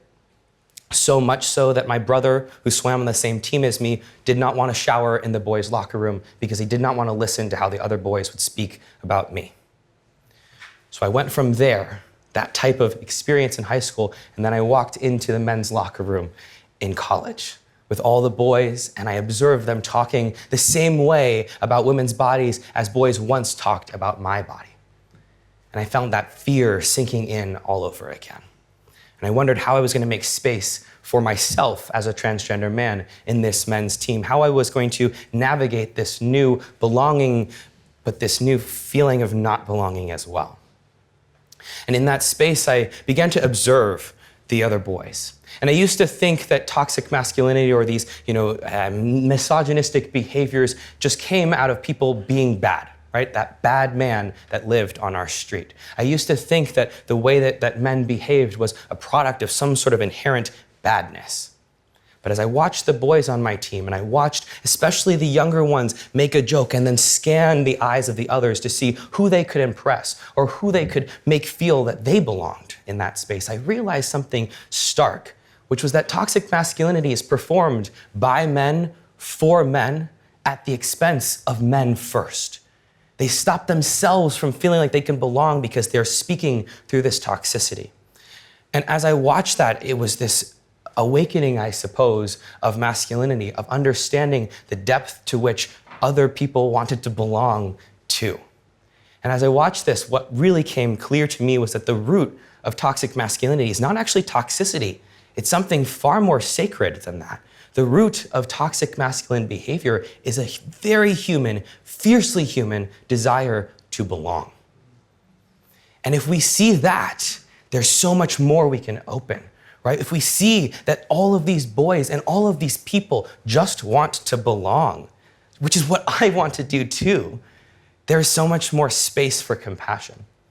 So as I watched this and I thought about my experience and my transness, my coming from womanhood to this space in the men's locker room, and I thought about what space I was going to hold there, how I was now called to engage in this toxicity in many ways, right? Again, walking from the women's locker room into the men's locker room, now expected to participate in the toxic masculinity. I wish I could say that I never did. I wish I could say, okay, well, that was just not aligned with me, but I felt pulled to. And do you know why? Why? Because I also wanted to belong. And again, this toxic masculine behavior is fed to us as a ticket to belonging. And so there was a lot of reckoning I had to do with how I wanted to show up in this space, how I held my male privilege and my now new belonging in this space. As I worked through, I think, many of these pieces of my understandings of gender and belonging, one of the primary questions that I received from people around me was about my manhood. And I would interact with, and this still happens today, interact with men who are not transgender. And they'll come up to me and say, well, if you can just be a man, what does that mean about my manhood? This anger bubbles within them, this insecurity that fuels it. If you can just be a man, Schuyler, what does that mean about my manhood? And the answer is nothing. Absolutely nothing. My manhood has nothing to do with your manhood unless your manhood depends on mine. And therein lies the crux of it all. Gender is far more fragile than most of us want to admit. Many of us depend on other people's reflections of our own gender in order to create a security around our own. And I have spent my life defining my gender without other people's input, or rather in defiance of many other people's input. And that has brought me this grounding, this belief in myself and my own gender, my understanding of my manhood that I find sacred and special and solid. And I want all of you to have that grounding as well. And in order to have that, we all have to be liberated from this incredibly restrictive, narrow gender binary that we are forcing ourselves into. What I mean by that is all of you have a gender, not just trans people, right? A lot of people will think of trans issues as that issue over there for those people. Even if we have empathy, it's only for them. But the reality is all of you have an experience with gender, which means every single one of you have been limited by your experience with gender. You felt not man enough or not woman enough, too masculine, too feminine, not enough in some way. Well, me too. You should also know that trans and gender diverse people have existed for as long as people have existed. The earliest records of trans people date back to ancient Mesopotamian times in 2300 BCE. So despite claims that trans people are new and this is some sort of trend, we are not new. But transphobia and the way that transphobia works, that is new. And it is a tool wielded by white supremacy and colonization in an effort for political gain and control. When European settlers began to colonize the world, one of the primary tactics they used was enforcing a gender binary, a Euro-colonial gender binary. They said, these are men and these are women. Now we make one better than the other and we can fracture a society from within. Trans and gender diverse people and queer people were often killed first by colonizers. Diversity not allowed, intolerable to be killed. When we think about transphobia as a tool of white supremacy, patriarchy, right, colonization, we actually can see it being used exactly the same way today. Because trans people are not an inherent problem, but transphobia is. And the way we are seeing transphobia being used today is in an effort to divide, to get us to understand trans people as demons, as something we shove over there and say, that's not like us. But the reality is that any encroachment on trans rights is an encroachment on bodily autonomy, freedom, and self-determination, which all of us should have access to. I want to close with a story that I have about one of my favorite people. Because when I think about this journey in gender and inviting all of you into it, I think that every single industry, every single person has something to gain from gender liberation. Trans liberation is collective liberation. My grandmother, my harmony, my Korean grandmother, is one of my favorite people, but I was very nervous to tell her that I am transgender. She was born in North Korea, at the time Northern Korea, before the Koreas split into two. And she actually walked from Pyongyang to Seoul with her family when she was 13 years old. Very strong womanhood that brought me from North Korea to South Korea, all the way across the oceans to where I was born in the United States. My grandmother's also very Catholic, especially now that she can go to Zoom Mass. She goes multiple times a day, and she recently discovered YouTube Mass, which means you can literally go at any time you would like. Suffice it to say, she's very religious. When I was telling the world that I was transgender, I was nervous to tell her, so I just left her out. I blocked her on Facebook. I told everybody else, I said, let me get there as I can. And I sat and wrote her a letter. I knew I wasn't going to be able to get through it if I didn't write. So I sat down and I wrote this letter. I struggled through the language to find the right way to communicate it to her, especially across language and culture and generation. And we sat down at the kitchen table, my mother, my grandmother, my grandfather, my great aunt, and I read them this letter. I was not optimistic. I was not excited. I was not telling them because I thought this would go well. I was telling them because I felt I had to. It was a responsibility to communicate this. So I sat down, explained this to them. I said, I'm transgender. I'm telling you because I love you, because I hope that I can keep you in my life, and because I desperately hope that you'll understand. When I finished, my 할아버지, my grandfather, he began to clap. And he made a small sort of like old man clap like this, you know? And he goes, so you come out of closet now. And I was like, excuse me, what?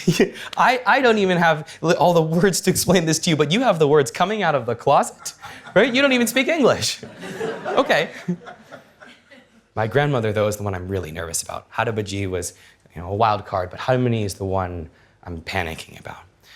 So I look at 할머니 and she's got this really stern look on her face. And she says, I knew that.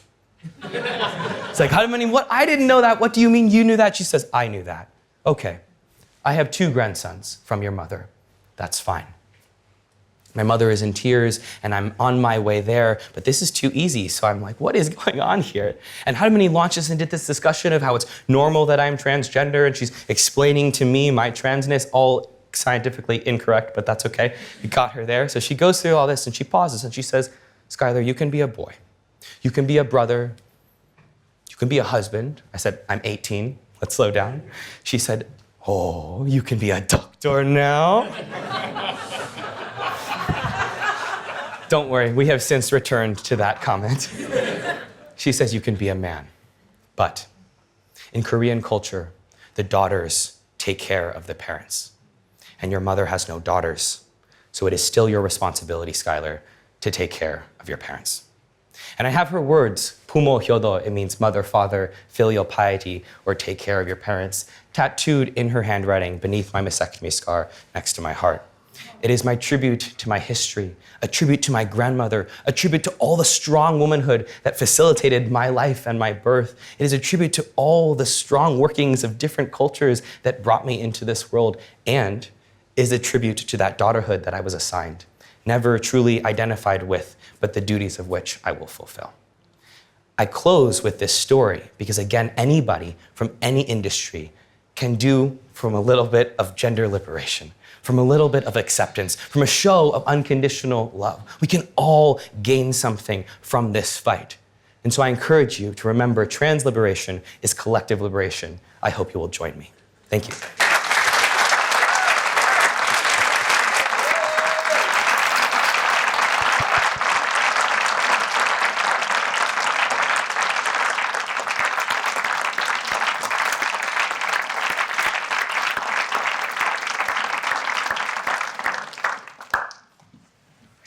Thank you, Schuyler. That's actually Schuyler's second talk at a BOF event. He spoke at our Business of Beauty Global Forum in May, and he was so compelling that I knew we had to have him here. So thank you for coming. In January 2020, do you remember those times just before COVID? I was in Davos, and I heard a compelling talk from an inspiring speaker. And she spoke with authenticity and passion about creating a workplace where employees could thrive. And like a little schoolboy, fanboy. Afterwards, I went up to her and stood in a line, and I introduced myself. Her name was Leena Nair, and she was the Chief Human Resources Officer for Unilever, responsible for the well-being of 150,000 employees. Little did I know, a few years later, Leena would become the global CEO of Chanel in my industry. The first woman of color of Indian origin, like me, to lead a top European luxury house. I remember that day thinking, wow, and I remember when we posted it on our Instagram, the reaction from millions of young people all around the world was ecstatic. Like Schuyler, like Waad, they felt seen. Chanel is now the only major fashion company to have both a female CEO and a female creative director, which is highly unusual when considering the gender inequities we've been hearing about in this session. Actually, recent analysis by the Financial Times reveals that the proportion of female creative directors is now lower than it was 15 years ago. And the vast majority of CEOs in our industry, an industry targeted mostly at women, which employs mostly women, is still a group of white men. That's part of the reason why I'm so excited to have Leena here with us today. She has broken the mold of what a luxury CEO can be in more ways than one. She is the ultimate outsider. This is hugely inspiring for me and millions of people around the world. So, in her first public talk as the global CEO of Chanel, Leena is here to share her inspiring personal story, her ambitions for the House of Chanel, and how she plans on tackling the end of the post-pandemic luxury boom amid a challenging global context. Please join me in welcoming Leena Nair.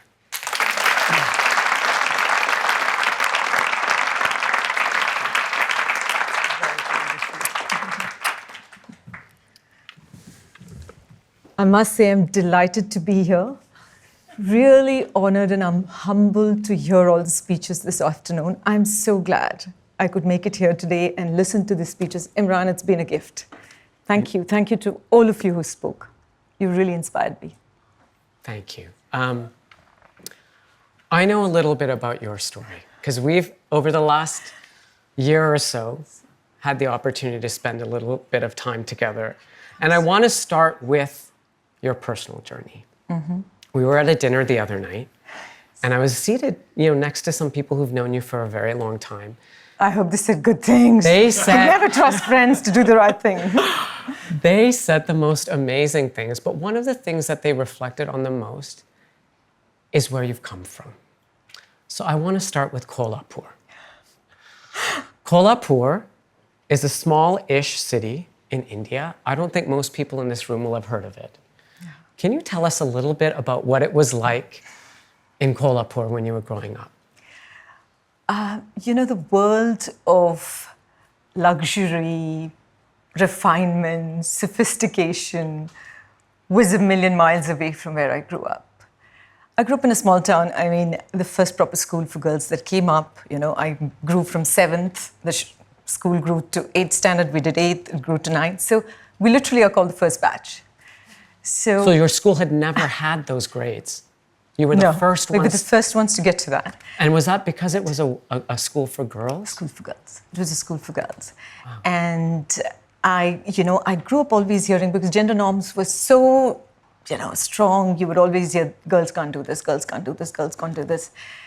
And after a point, I had to stop listening. I mean, I remember my mother saying, oh my God, you're so ambitious, who's going to marry you? Like, this is such a problem.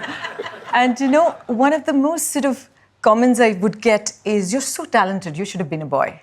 You would have all the opportunities in the world. So it was that sort of, so to me, if you had told me that I would have the opportunity to do what I'm doing today, Imran, I would have thought you're smoking something or, something seriously wrong. It's not possible. I then sort of, it was a lot of determination, resilience. I knew I wanted to do something. I wanted to have a voice in the world, but didn't know exactly what it meant. Did you have a dream job? Not really. I just sort of, it was a step by step. I want to do engineering because mostly everybody tells me girls can't do engineering, and I'm good at maths and science. So it was more like that. A lot of it was sometimes determination, sometimes resilience, sometimes anger, frustration. So I did engineering, electronics and telecommunications, enjoyed it, did management studies, and joined Unilever as a management trainee. 30 years. Wow. 30 years, absolutely loved, learned all aspects of business, worked in factories, worked in supply chain, worked in sales, worked in marketing. I mean, I have so many stories of what it's meant to be the first everywhere because, the first woman in a night shift, the first woman who was in sales, doing sales in Haryana in India, one of the first international expatriates from India to come into London for Unilever and so on and so forth. So I've known what it is to be underestimated hugely. I've known what it is to be an outsider. I've known what it is to be told I'm not good enough because I don't meet some invisible standard or benchmark.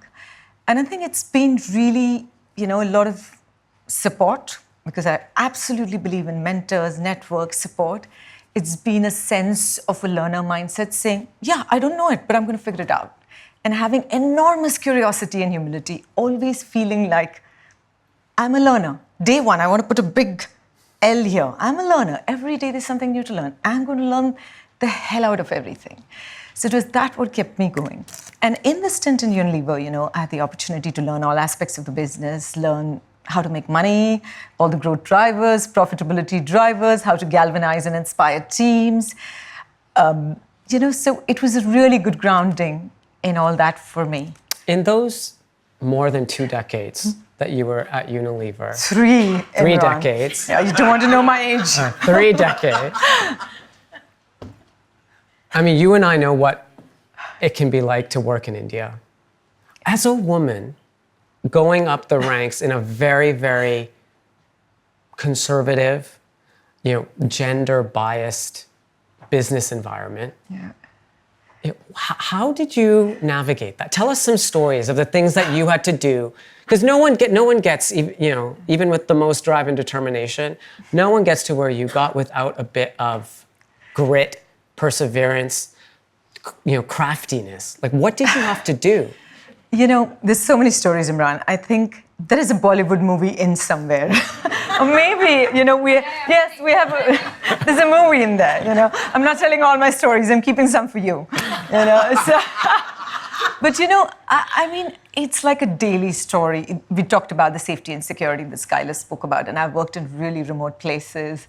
I've ridden rode trucks with Lipton tea in the back, going and delivering sales. One of the factories in the south that I was working in, I was the only woman in the entire industrial estate. So every morning as the buses came in with the workers, there would be a pause at the gates of our factory so everybody could look out, peep at me, and then go through because I was such an alien. So it's really been, every day would be a story like this. So it's taken a lot of strength and self-belief. It's taken a lot of saying, what do I stand for? What am I doing what I'm doing? And that's why I'm so passionate about purpose. Always start with the why in mind. Why am I doing this? That's given me strength. My husband's been a huge support. We had an arranged marriage. Thankfully, Dad chose well. So it's all good. Going to be 30 years we've been married. So it's really determination, resilience, having constant thirst to learn. I even ran a podcast, Learn with Leena. I don't think that many people learned with me, but I tried very hard to demonstrate that no matter how senior you get in a company, you can learn. You can learn new things. You can unlearn. You can rewire yourself. Also, I've really, really believed in empathy, in kindness, in compassion. Those are not words used in business. I mean, when was the last business leader who was praised for being empathetic or kind or benevolent? I really, really believe in that. I think it's so important to be just kind to each other. I mean, we are human beings for a reason because we have humanity. So so for me, that's been very important. Every voice matters. I know the names and faces of everybody in my business. People tell me that 30,000 people, it's no problem. I will know it. I will know their stories. I will know where they come from because it matters to me. It matters to me what happens to them. When I'm in a meeting, I listen to every voice because somebody will present, some are shyer, but every voice matters. So it's been a very strong people orientation, a sense of believing in the collective. I really feel the days of the superhero leader who has all the answers is way behind us. I mean, listen to the complexity of the world around us today afternoon. How can one individual have the answers? Yeah. So collective problem solving, collective creation, collective ideation, collective getting together is really important to me. So it's been a lot of those things that have helped me along the way. But very, very important for me, Imran, is lift as you climb. For me, it's lift as you climb. It's so important because I feel the privilege, I feel the responsibility of making it easier for those who come after me. If I've felt unsafe in a place, I've gone and battled to change the hotel location in that place or make it safer for the women who come after me. In everything I've done, I have tried to question norms, be a role model, share my stories openly, and do whatever I can to champion and sponsor and make it a more equal world. So lifting as I climb, others who feel like me, outsiders, minority, all the first, women of color, brown. I didn't know I was brown till, sort of I started coming to England, It's Indian, first Asian, first this, first...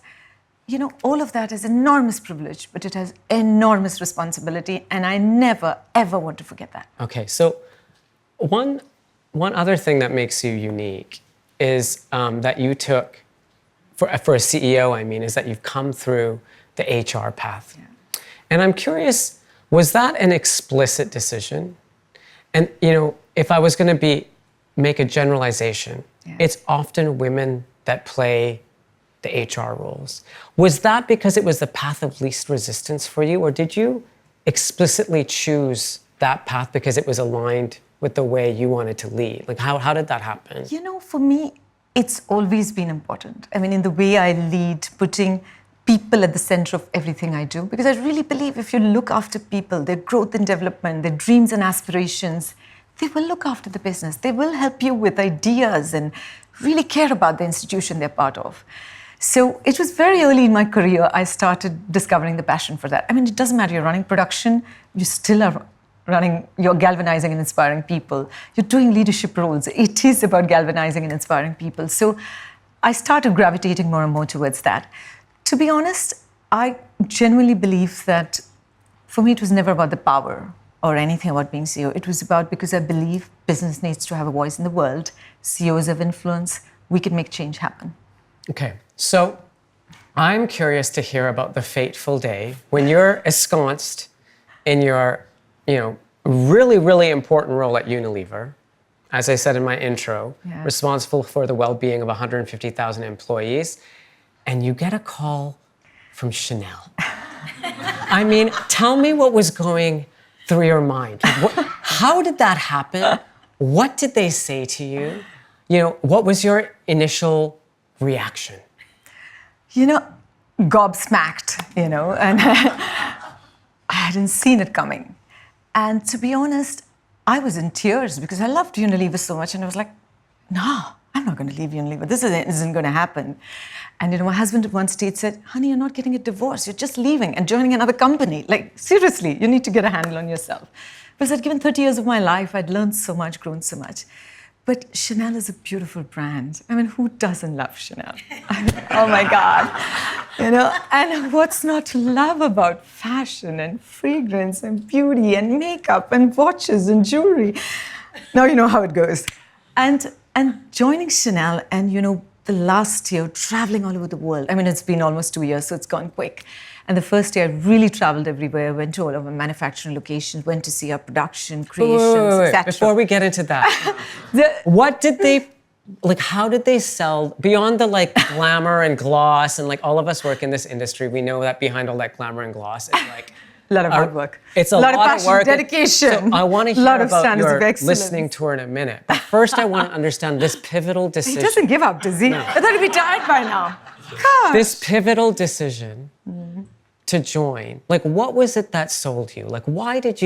What did they say to you, or what did you learn about Chanel that made you say, yes, I was a Unilever lifer, and now I'm going to move to Chanel? Because I saw the influence and impact that fashion has in the world.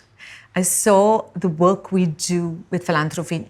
Not many people know this, but Chanel is one of the world's largest philanthropic organizations working for women and girls, with 100 million commitment every year. We work with 237 organizations in 58 countries. Knowing that made a huge difference. The way we were thinking about sustainability, and I'll talk in a minute how that's something I passionately want to take forward and give it more wings.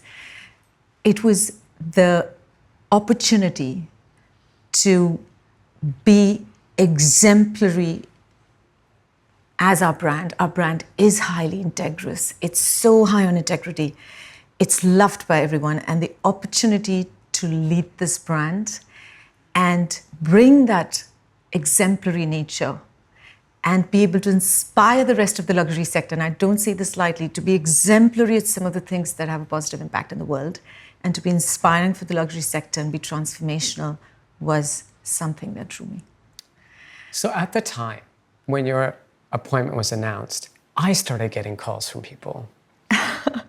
Media organizations started contacting me and saying, I hope you were a good boy and said good things. They said, well, why do you think they picked Leena? Yeah. And, I'd only met you that one time in Davos for like 1 minute. So, I could only hypothesize. But why do you think they picked you? That's really for the board to answer, Well, no matter, because no matter what I say, it's either going to sound extremely arrogant or it's going to sound like, oh my God, So not an easy one. It's for the board to answer. But, I do think I'm constantly told about what I don't have when I come to luxury. Oh, you're the ultimate outsider and you don't know this and you don't know that.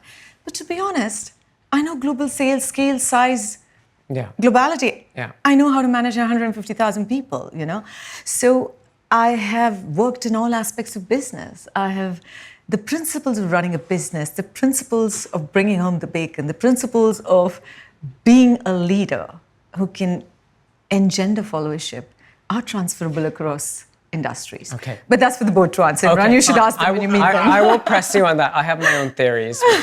Maybe I'll talk about it a little later. He really is going to do this, huh? Yeah. It's my job.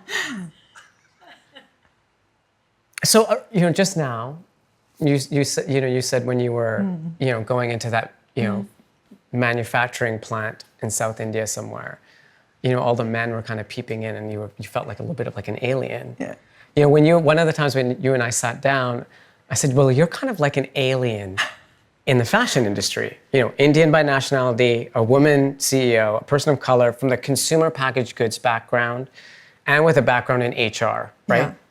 So I'm curious, with your alien perspective, when you came into our planet, the universe, the fashion universe, what did you honestly think about this industry? Like what were your reactions? Because it can be kind of crazy, this industry.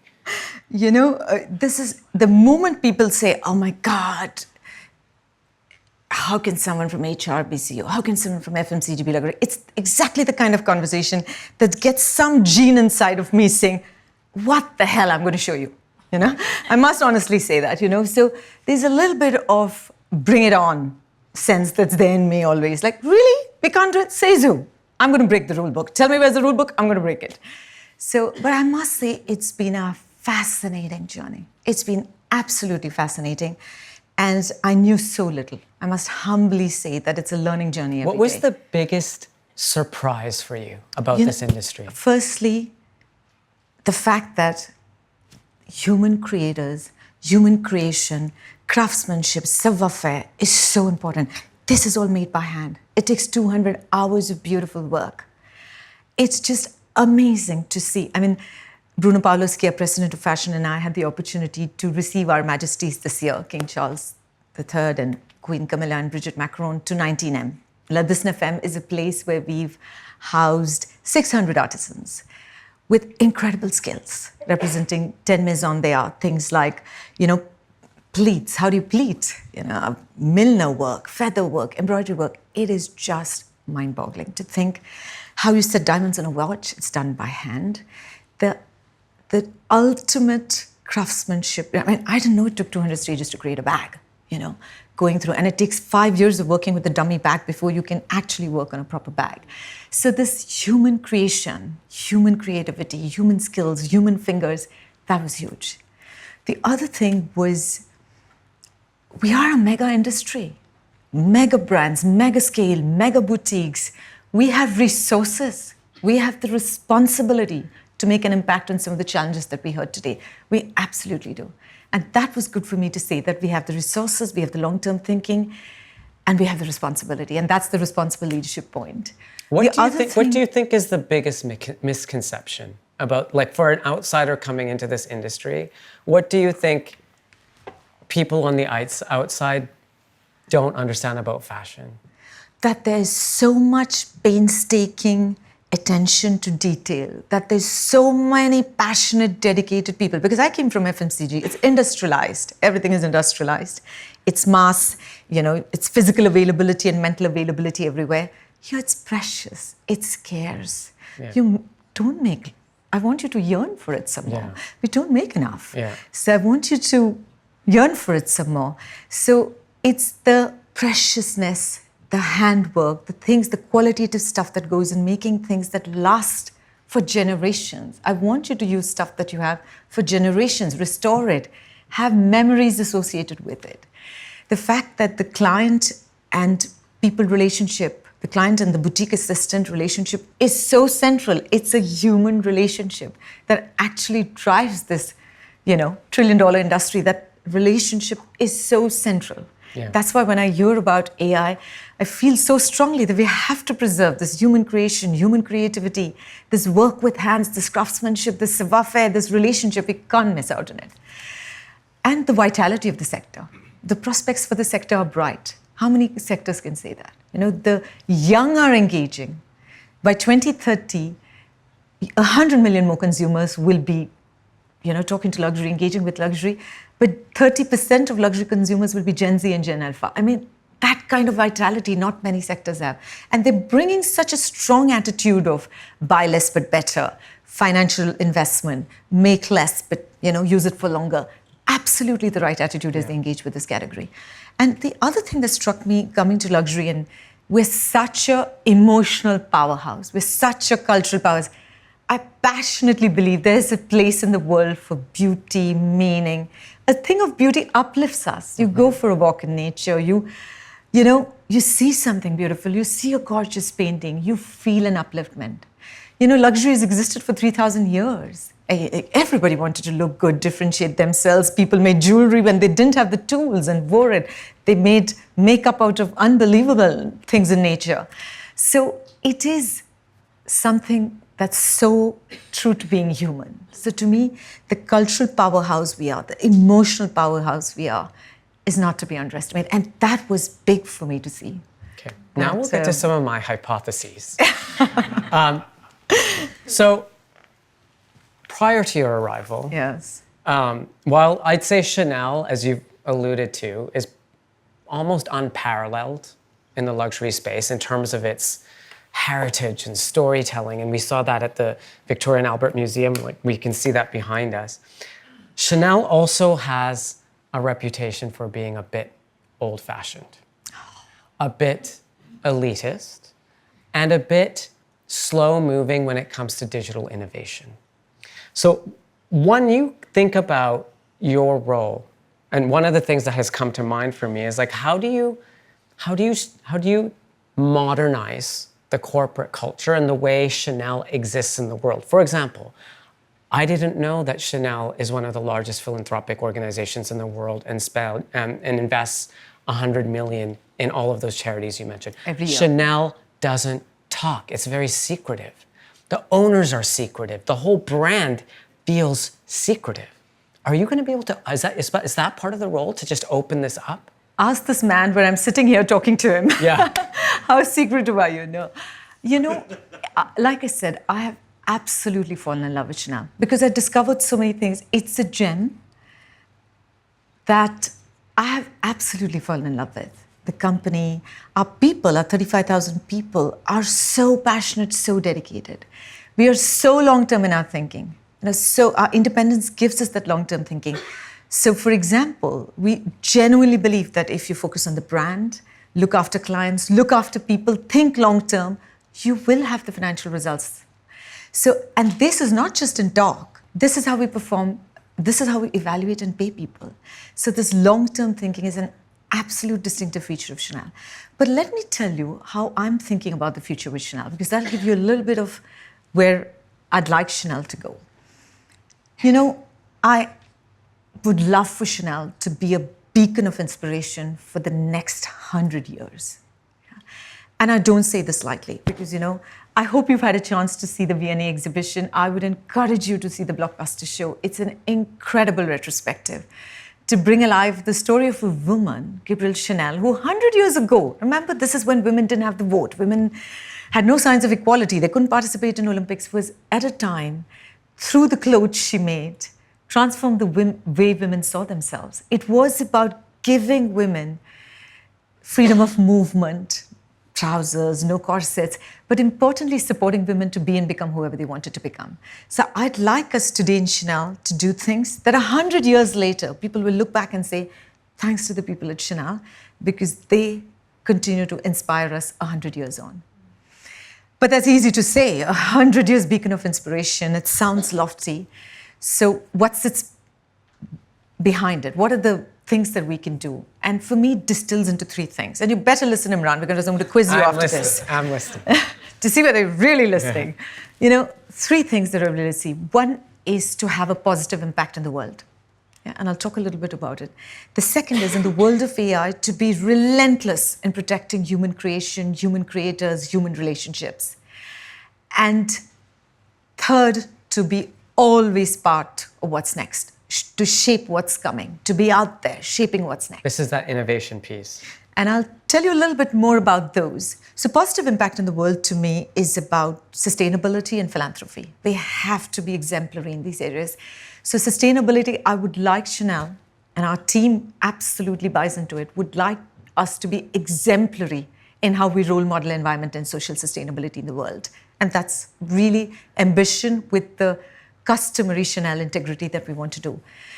I would definitely see things like, restoring to nature, investing in circularity, taking care of everybody in our ecosystem. We work with so many suppliers and partners who have been with us for years, for generations, for decades. Make sure we're taking care of all of them. Promoting the autonomy of women. Those are the kind of things I'd like us to be exemplary at.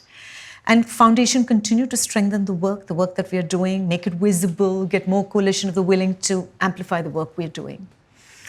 Human creators, human creation, to continue to do things. I mean, we have partnered with the Princess Foundation to train people on craftsmanship skills. We've committed to training 1,200 people every year for the next 3 years in these beautiful, valuable skills.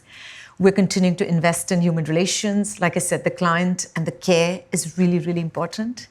And what I was struck in Chanel is the respect and care. I fit right in because the care and respect people have for each other is huge. So this benevolence, this kindness that I'm speaking of is really embodied in the company. So it is easier for me to fit in because I saw that in the culture, and it's easier for me to feel comfortable and not feel like an outsider. So, focusing on these human relations is important. And to be always part of what's next. I mean, we believe, like our founder did, because she always talked about je veux être de ce qui va arriver. I'm learning French. So it's about being part of what's coming. And, we believe artists in the world know where the world is going. They can smell it. And we work with artists across films, music, dance, theater, cinema, name it, game design, because we want to support emerging artists, put the focus on arts and culture in a very, very big way. And that's part of continuing to stay in the cultural ecosystem, shape it, learn from it at all times. We're also investing in innovation in a big way. I mean, we just had our top 300 leaders last week where we went through an innovation festival and went through all of this space exploration, fabric that could live, breathe. So we have invested in about 30 startups, partnering with academic institutions, thought leaders. So it's really about questioning ourselves to be part of what's next. So if we keep, this positive impact in the world, that intent, if we live our founders' DNA of always being part of what's next, and if we continue to take care of human creation, creators, and human relationships, all the humanity that we saw in the afternoon that inspires us, then we will be a beacon of inspiration for the next 100 years. So that's really what I want to put my focus and energy on. I wanted to close with some advice. And to break it down into two parts. Do I send an invoice for this? Advice is come free. The first is, one of the reasons it was appropriate to have you in this session is because you're a global leader. You're a leader that's had to lead in the context of all of the things that we discussed here today and the many more that I couldn't fit into a 2-hour content session. What advice do you have for leaders who want to lead in a global context like this, where you don't know what's going to happen the next day? Yeah. Uncertainty is everywhere. There's polarization, there's technological disruption, there's human rights issues, there's war. Like, how as a leader can you equip yourself with the ability to lead in such a complex world? I was listening to today, and everything is on agenda of every CEO. AI, you bet. Geopolitics, the issues we're seeing across the world, absolutely. The conversations we're having about inclusion, belonging, absolutely on everybody's desk. So I think, to me, the most important thing is to lead with an enormous sense of curiosity and humility, to really, really listen to diverse voices, to listen to different perspectives, however uncomfortable that might feel, to really to know that this is a time to lead with vulnerability, to lead saying, hey, the problem is complex, I don't know all the answers, but I'm determined, as all of us are, to find the right answers, to find our way of solving for these problems. So a sense of curiosity, a sense of humility, enormous openness, enormous looking outside, looking at the challenges and opportunities. There's so much in the world. I feel like, why do we spend so much time fighting with each other in the world when we have so many big problems to solve for and so many big opportunities to go for? So it's really bringing that spirit of outside in, thinking ahead of the curve, making sure we're open, curious, humble, and retaining your humanity and humility. Retaining your, I remember this time,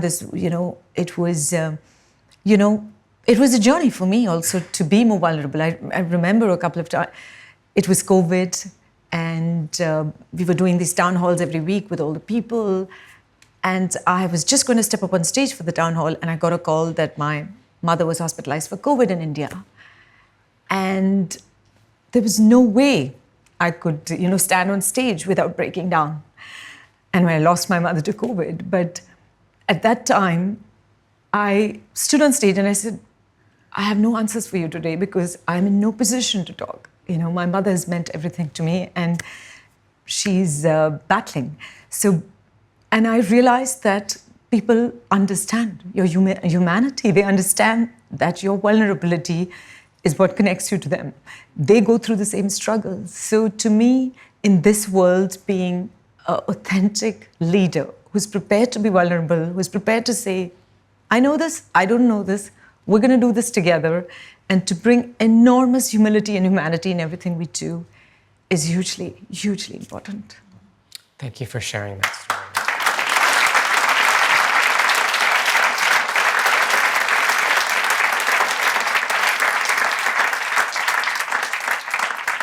Is it okay if I ask you one more piece of advice?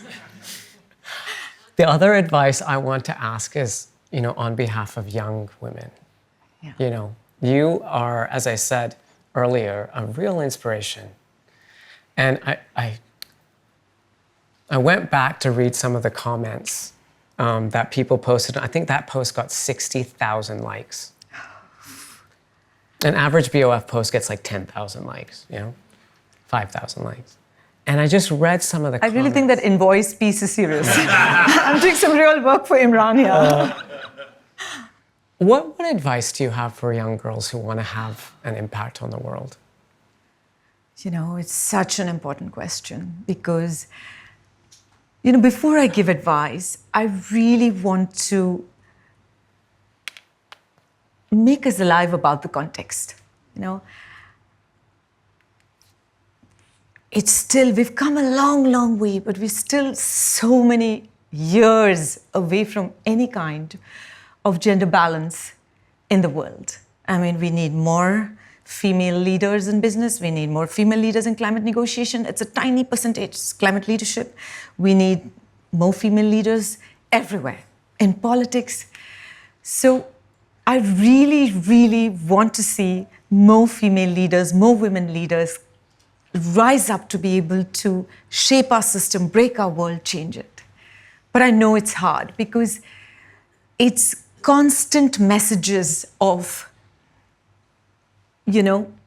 somehow you're not a leader enough. I mean, it might be blatant in some of the cultures and lands we've grown up in, but it's blatant. I mean, I've walked through so many corridors of power in businesses.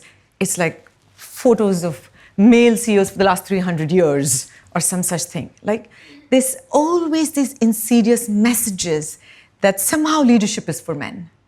You go into a toy store, you still don't find it's dolls in the female section, even today, 21st century. So the daily signals that women really are not meant to lead is so insidious and so much into the fabric of our society.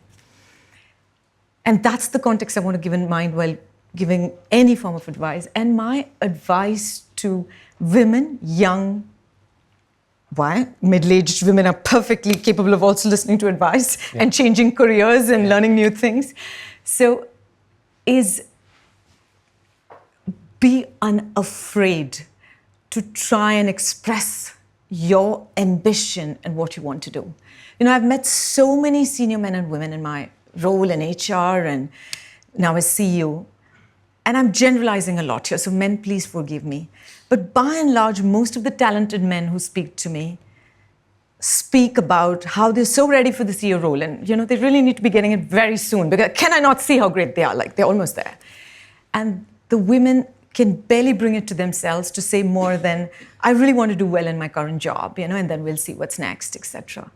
And I really want to encourage you to be intentional, to say, I want this, because if you can't express ambition in those words to yourself, to your CEO, to your mentor, to someone who supports you, how can it ever be translated into reality?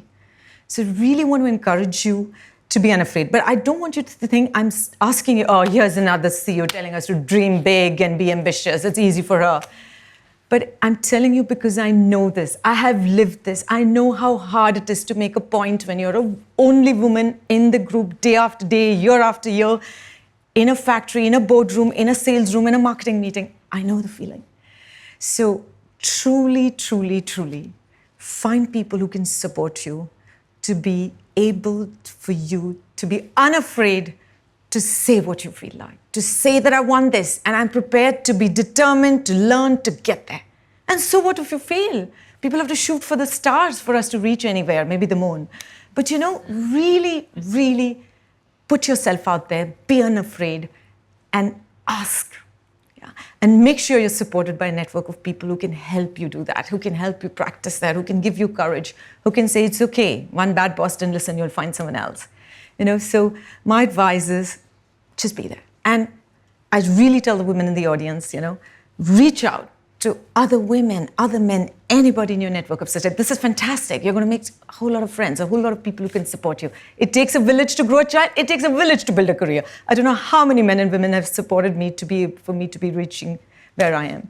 So please, please, please be unafraid. Yeah. State your kick-ass ambition. Have no fears. Amazing. Go for it.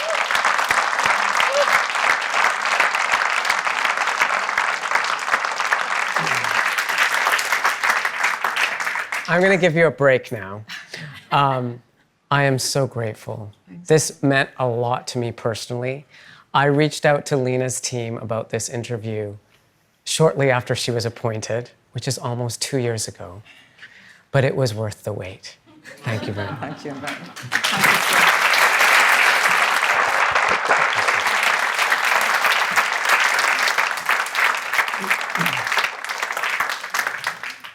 Okay, that brings us to the end of the wider world of Voices 2023. Please, please share your videos, your photos, your feedback, using the hashtag BOF Voices. One of my favorite things to do is to see all of the feedback coming from all over the world. But if you don't use the hashtag, I can't see it. And it's what really helps us understand what's moved you, what you've learned, and helps us to shape future programming. I'm looking forward to seeing you tomorrow. Our programming will begin at 10 a.m. London time, 5 a.m. New York time, with a deep look inside the fashion system. We will start with the exclusive findings from our 8th annual edition of the State of Fashion, produced in partnership with McKinsey. We will meet the new CEO of Gap Inc., Richard Dixon, who was the mastermind behind the Barbie phenomenon, which we all lived this year. We will also hear from Bottega Veneta's wonderfully talented creative director, Mathieu Blazy. In the afternoon, we are going to do a deep dive on how artificial intelligence is transforming not just fashion and luxury, but design, philanthropy, music, and non-human communication. To all of you watching online, thank you for tuning in. We look forward to welcoming you back tomorrow. So long from Oxfordshire.